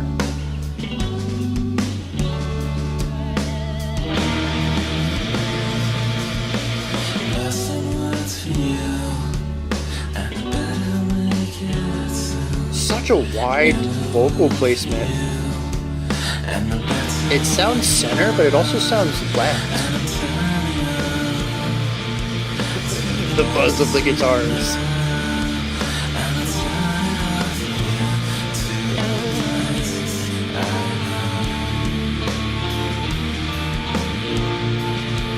Kind of sounds like Weezer. This guitar line. Oh, this is really warbly. That's an interesting guitar tone.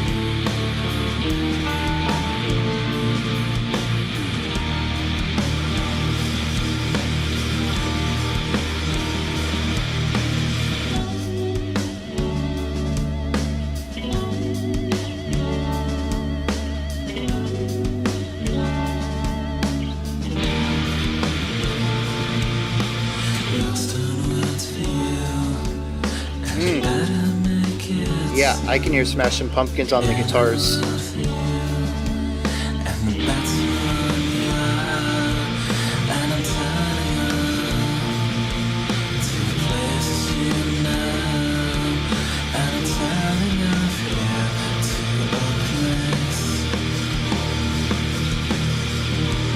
a lot of heaviness and weight to it as well.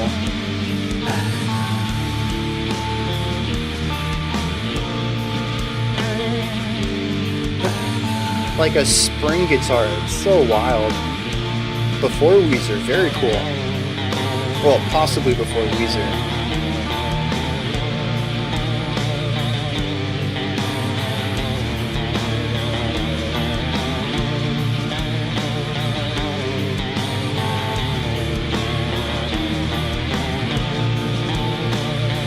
I liked it as an ornamental sound.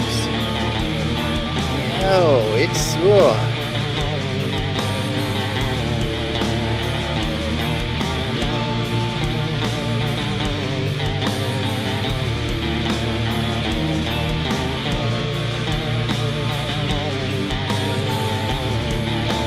Just be careful up there, Pere.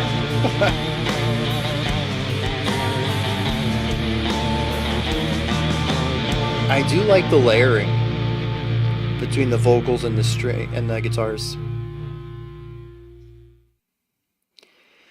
Yeah, that's interesting.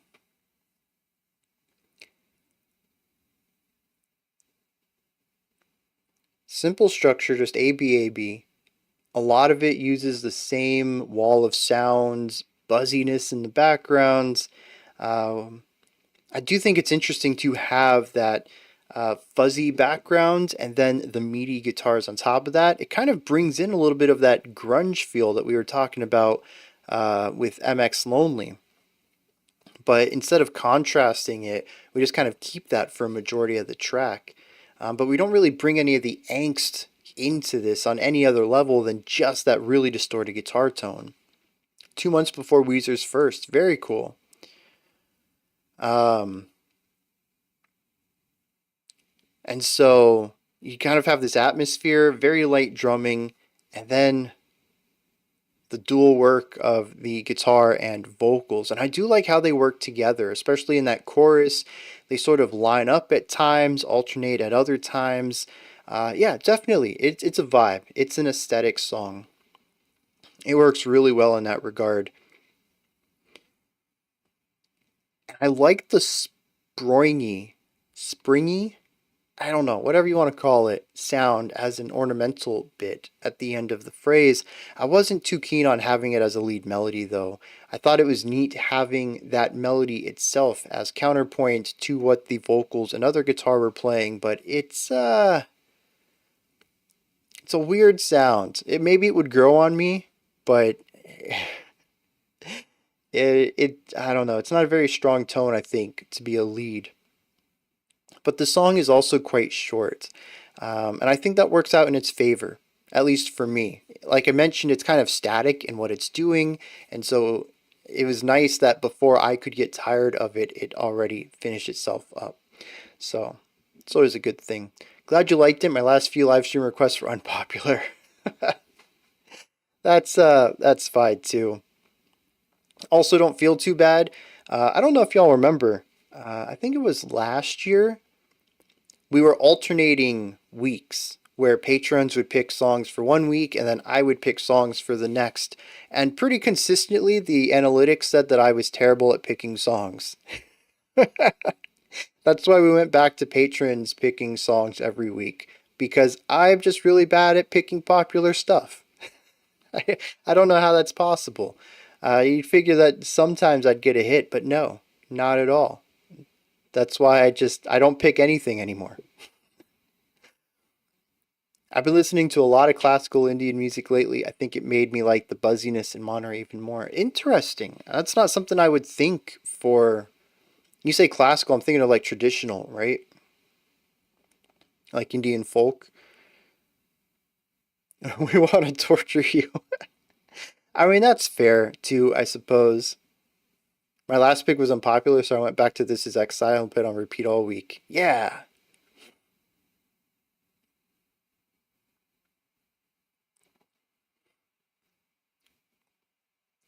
But yeah, just like... I just strike it out, man. Anyone who thinks they have unpopular picks, wait till you've picked the wrong song like 100 times in a row. The timbre of classical Indian instruments is a lot more buzzy. Oh, yeah, I can see that. I was thinking of like the super fuzz that we had on display here, but yeah, I can see it being buzzier than some other instruments. This is a very aggressive artwork, and I don't know if it's supposed to be, but the red just, it's a very strong color to pick. All right, this is going to be our last one today. Handsome Furs, Radio Kaliningrad.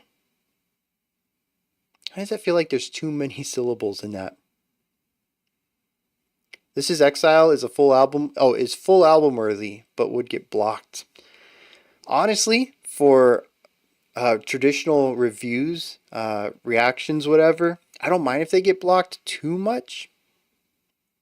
I mean, it's sort of a hassle for everyone else to have to go watch it on Odyssey too. But so far, I haven't had any issues with YouTube with those. It's only the live streams where YouTube's. Although this live stream's gone very well. Not a single block today. No nasty emails from YouTube.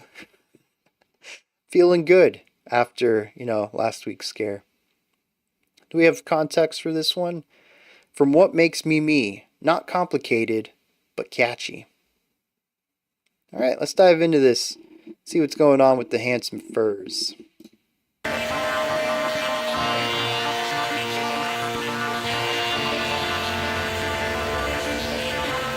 This has been a very buzzy live stream.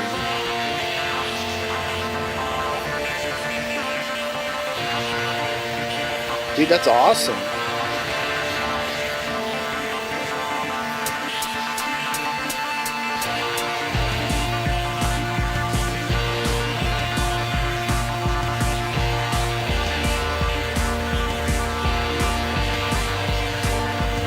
Yeah, we had no black metal today. Enough fuzz. More than enough fuzz today. The buzzy stream. Yeah, that's a good one. I'm gonna write that down. Even this is a electronic snare, isn't it?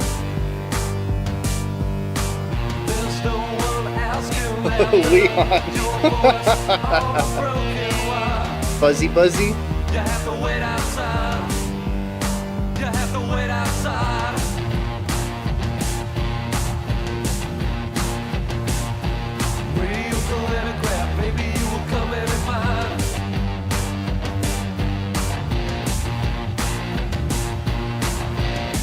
That rogue tom off to the right.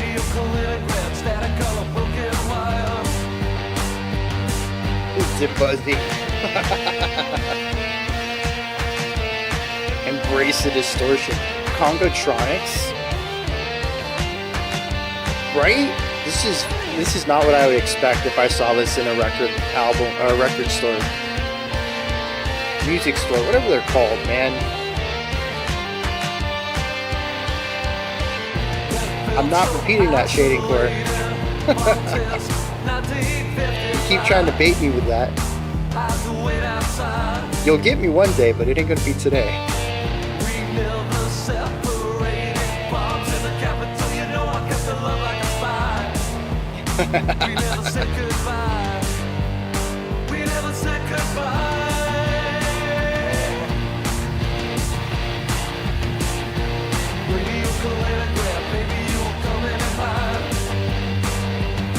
Cat for the puzzler.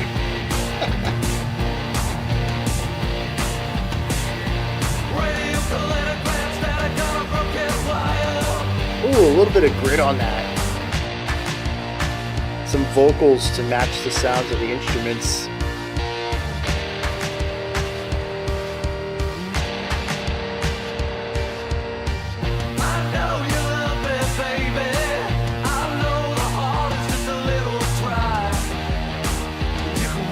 Yeah, very catchy.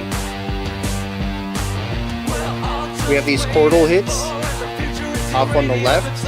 Guitar is giving us the chord consistent throughout the middle.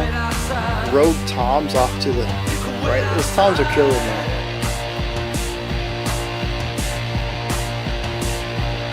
Four on the floor bass kicks.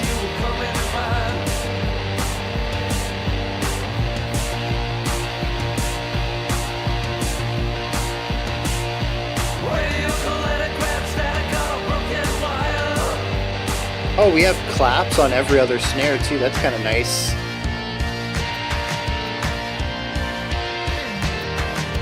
Oh, almost like a pocket of claps over here. That's neat.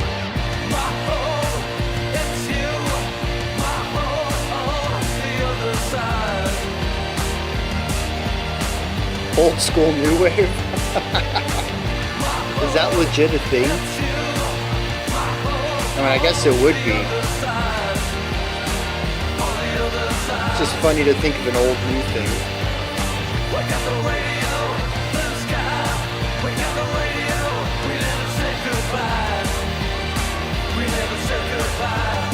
Oh, we have a new synth over here. I'm not too keen on it. It's very noisy.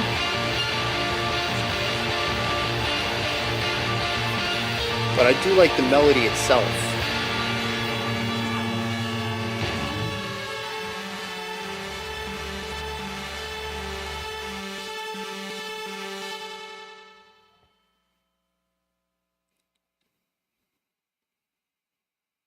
Yeah, that was a fun little song. And I do like how it kind of changes itself over time. It's still generally that noisy, punky, electronic sound for a majority of that track. But there's little changes throughout. No More Songs Today should be an actual song. I'm kind of curious now.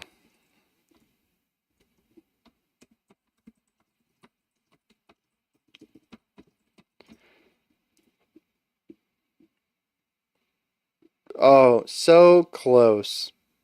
There's a polka band who has a song called No More Beer Today. But there does not seem to be a song called No More Songs Today, at least not on Spotify. Arcade Fire. Yep, I could see that. I've only listened to a couple of theirs, but this definitely matches that. So for the live streams, it is usually decided by the patrons. If you'd like, you can join Patreon. The link is in the link tree in the description of this video. You got to be at the critic tier, which is just $5 per month, and you get to pick one song per month for live stream. However, next week there's only 7 songs, so I don't know what we're going to do with the extra time on that one. I may take live suggestions. If you ever make an outro song for the stream, you know what to call it. That's good. Punk Rocker by Teddy Bears is kind of similar. I've never heard Teddy Bears. Like, I've never even heard of them.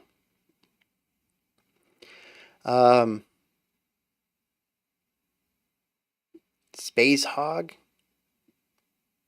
That's perfectly fine, Nomad. I don't want anyone to run themselves into debt for helping me in the channel financially. Like, that's no.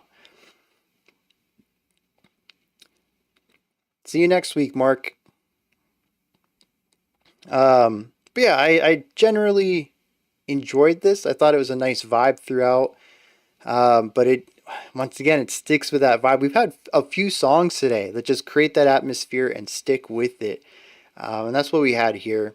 I did like at the end we got a new melody, though. I thought that was pretty cool. I wasn't too keen of the tone of it. That synthesizer was a little weird. I don't know what it was. It was kind of warbly, but I think it was also a little pitchy too. A little flat maybe. I don't know. It didn't quite click with me, but I thought it was cool just to have a new idea in here. You're the only person I've ever seen react to Coil. I have to support. Thanks. If everybody thought like that, I would have a lot of people on Patreon supporting me, because there's got to be 300-400 bands that I'm the only person who've reacted to them. And I think I'll continue doing that. It doesn't really bring in new viewers, but I think it does bring some bands to light for people in the community. There's a lot of bands that have like 500 monthly listeners, and I'll have them on the channel. Nobody else really does that. And I like being a place where people can find new music. It kind of contrasts with the idea of growing, picking the popular stuff to grow the channel. It kind of works against that, but I don't know. I think that I have a responsibility to introduce smaller bands to larger audiences. And I want to stay behind that. I'd join right now if I hadn't been taking out multiple pay and 4 loans for old school metalcore merch. Dude, definitely support the bands. That's definitely the way to go about it. If you don't support them, they don't get to make more music. If you don't support me, I don't know. I think I'd still be doing this even if I made zero money from it. I just wouldn't be able to do it as often. You're underappreciated because you don't fit the algorithm, but that also sets you apart. If you need the views, consider setting up 2 channels. One for weird, non-popular stuff, and the other for the masses. I've thought about that. There's a new iris.exe track. I have not listened to it, but now I'm very intrigued. I need to write that down. I've thought about doing multiple channels because I'm a huge fan of compartmentalization, and I think it would be just very swell to have different channels for different things. But at the same time, I think it just makes more sense to put everything together so that you don't segregate the audience. Because part of what's cool about this is that this is primarily a metal channel, but metal fans are also being exposed to old school prog rock. They're also being exposed to pop. They're also being exposed to electronic and jazz and classical. And if you start segmenting it and only putting specific styles of music on specific channels, you lose that crossover. And that kind of eliminates that part that I was just talking about of really liking the ability to introduce bands to people. Critical reaction show or not? Oh my gosh. Oh, jeez. It's short and sweet. That's fine in the larger context over 2 EPs.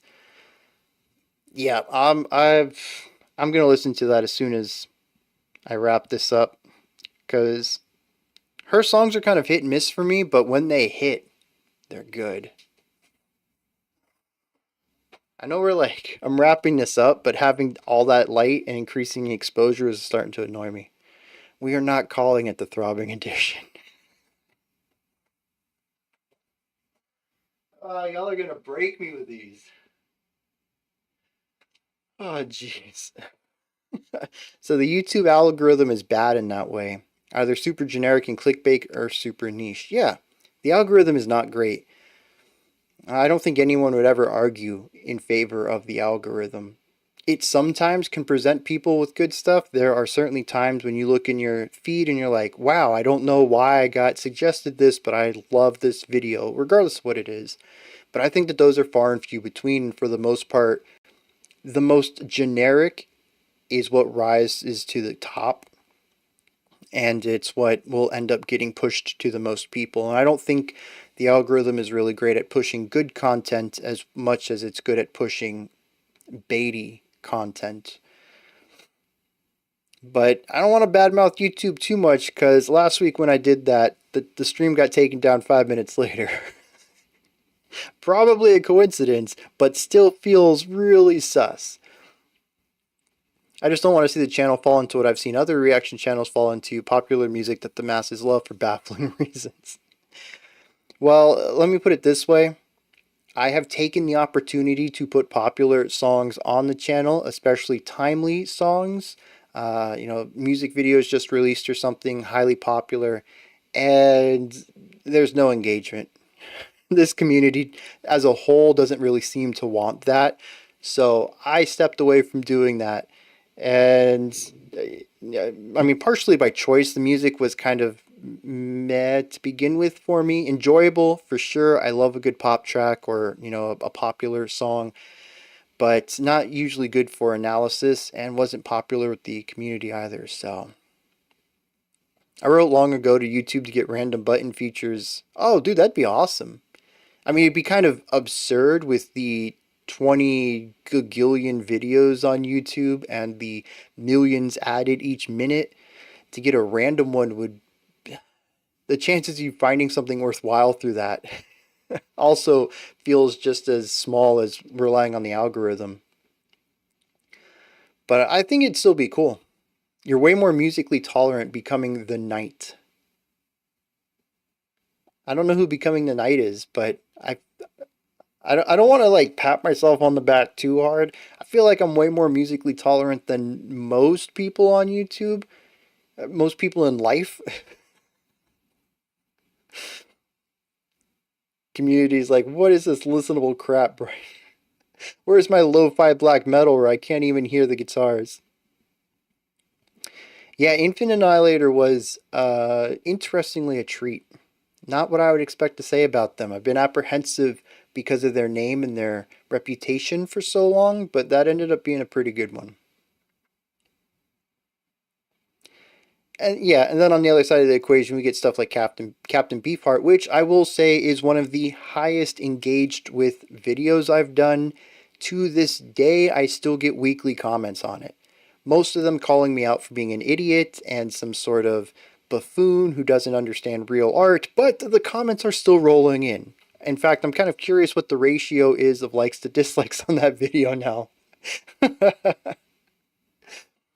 If I never hear REO Speedwagon again, I'll die a happy man. Wow! REO Speedwagon has some good tracks, though. There's a new Psycho Frit. Wait, Psycho Frit? I don't know that. What am I thinking? Oh, I'm thinking of Psycho Stick. Far more than pretty much any other deathcore band. Interesting. I have not heard regular Annihilator. Although I think, just by definition, I might enjoy that a little more than Infant Annihilator. You know what's really weird, though? Oh, I've reacted to Psycho Frame before. Yep, that's not ringing a bell, though. But I'll see about the new album. Maybe I'll check it out a little bit. More honest than most. I don't know how to not be honest. I'm a very blunt person. It's gotten me in trouble in the past, but it seems to be working for me now. So I just lean into it. My 7-year-old daughter wants to hear you do a silly song, It's Corn, on a future live stream. Give it to me. Give me that request. We'll do it on a future live stream. You wouldn't be the first person to let their kids pick their live stream request for the month. So it's been fun in the past. There should be a band called Regular Annihilator. Oh, they're working on the new album. I gotcha.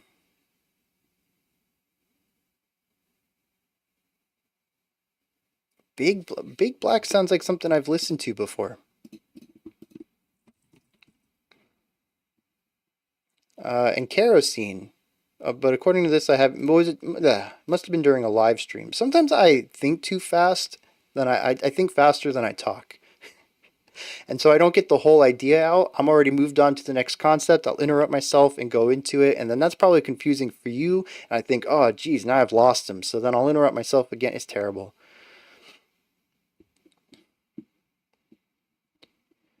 All right, we're going to wrap this up then. It is 4 after the hour. I'm sure you all don't mind. You'd listen to another hour of music with me. I got stuff I need to get done, though. Yeah, lunch, that's kind of an important thing. Getting the video ready, you got to get the early access available for everyone else. Plus, it's also nice to take the rest of my Sunday off and enjoy the weekends. It was pointed out to me recently that I work 7 days a week, and it didn't really dawn on me, but I kind of do. And I don't know any way to change that. Sometimes I think faster than I think. What? The weird thing is, though, is like when I think about that, I'm like, that doesn't make any sense. But when I feel that sentence, I'm like, yeah, bro, I got you. Sometimes everything moves so fast it stands still. What's funny is I just watched a DC thing where Flash vibrated so hard that it looked like he was invisible and he was just sitting there. Kind of reminds me of that. Thinking at 1.5 speed, talking at 3/4 speed. That's how I feel sometimes. Especially doing this. Because I've told you, in my casual speech, I talk a little bit faster. Definitely harder for non-rednecks to keep up with me sometimes. It's not quite like Boomhauer from what is that show? King of the Hill, but you definitely have had to spend some time around me to keep up with the speed I talk at times. So I slow myself down. I wonder if that's part of it or my brain's used to going faster. Maybe you should change the 7-day work week. But it's like, how? How do I do that? Sundays I stream. It's the only day I can stream. I think that works for everyone. I could stream during the day, during the weekdays, but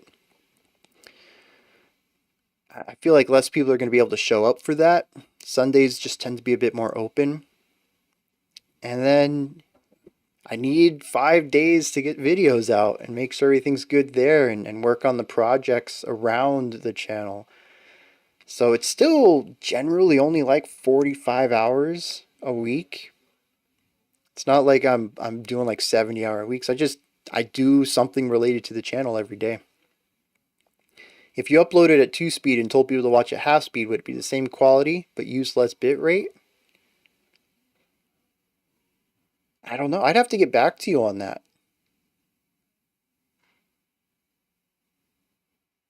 I mean, I would assume so. The video file itself would be half as long. But I do think that there would be some... I think there would be definition degradation. I'm not 100% sure on that, but it feels like it would be. Yeah, I know Sunday isn't the best day, and I'm sure that this time frame isn't the best for everyone either. But I think it's the best that I could do for the most amount of people that worked with everyone, including me. Although I do have a little bit more time in the late afternoons than I used to on the weekdays. I mean, maybe I could move it to like Friday instead. Like Friday at 2 p.m. Eastern, 5 p.m. UTC. Maybe. That kind of feels weird to me though. Could you do a couple more days to be released later? I'm left coast, so I come late on Sunday. Yeah. And see, that's something I always thought about too. Was that, 11 a.m. for me is fine. It goes across lunch, which kind of sucks. I would actually prefer to do it at like 10 to 12 or like 12:30 to 2 maybe. But those times are super early for West Coast or super late for Europe. So, like I said, this is just sort of, it's what works best. Even like that 3 o'clock, 2 o'clock I was talking about on Friday afternoon for me. I mean, that can get kind of late for Europe, and anyone in Asia is pretty much you're left out. you're sleeping at that point. So there's no perfect time. I think this is still the best time with a lot of caveats. So, Pere, could you follow up on that? Could you do a couple more some days to be released later? Oh, you're talking about recording reactions. I already do that. I stay a little bit ahead because the album is a full day of recording. And so that gets its own day. And it can't be on Friday because it needs to be uploaded by Friday at 5 p.m. for early access. So that has to be done on Thursday, which means the week's videos need to be recorded by Wednesday. So I'm already a little ahead of everything. The only other thing I could do is just record everything on a Monday, and then that's not great. First of all, I'm going to get burned out that way, but second of all, I don't have time to read comments as they come in to, help across the week's theme and stuff like that. Sometimes I don't wake up until noon on Sunday. I think I'm on your time. Yeah, Eastern. So I think we're at -5 UTC right now. I don't remember if we're -4 or -5. Because daylight savings always changes that. But dang, you're not waking up till noon on Sunday. I don't sleep in past like 7:30 any day. I go to bed at like 1 in the morning.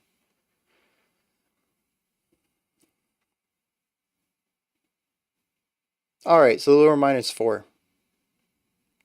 But yeah, we're probably in the same time zone then.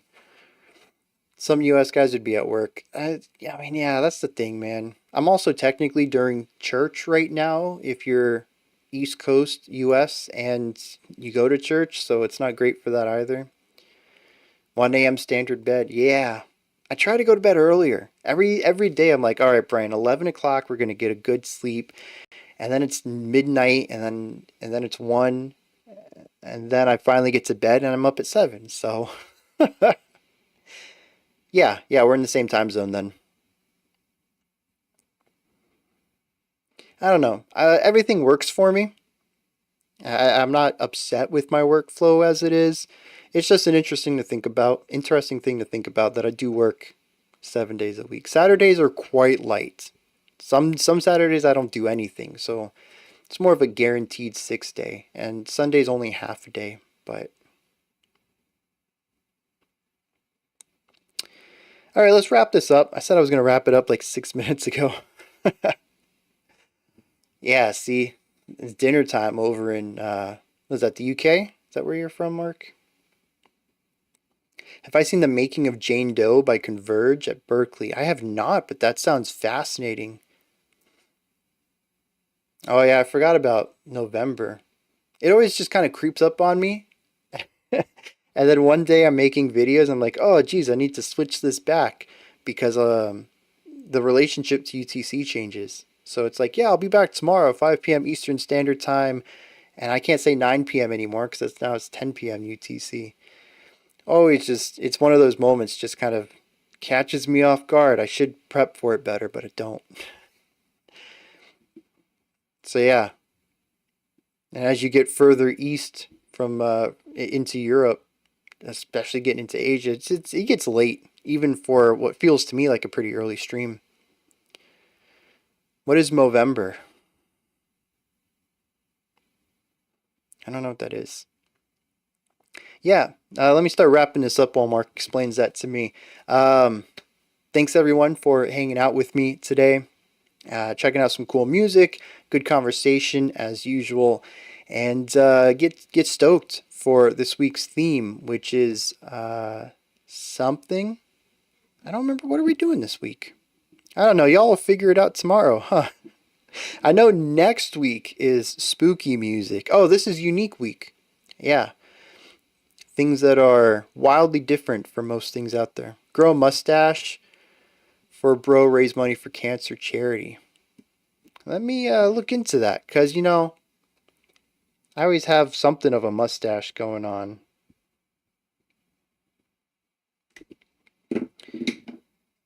And no shaving till December 1st. I did that. Was it September? Yeah, I think September. I didn't shave for like 4 weeks. My hair got super shaggy. You could barely even tell this was an undercut. Gotta start clean though. Oh, I don't know, man. Y'all have never seen my baby face, and I don't think I want to show it. It's rough. There's a reason I go with this short beard year round. We'll see. We'll see. Maybe I'll get brave enough to do it, or stupid enough to do it. Either way, sometimes I'm just good at making bad decisions. Props to Brian and the patrons. Props to everybody, the whole community. Y'all are great. Y'all are awesome. I love chatting with you in the Discord, chatting with you during the live stream, seeing your comments. Y'all have educated me so much about so much. Bands, history, styles of music. I mean, I know I've taught y'all some stuff, but y'all have taught me a lot too. So I couldn't be more thankful for this awesome community. All right, y'all get psyched up for this upcoming week and the wholesome edition. And I'll catch y'all next time.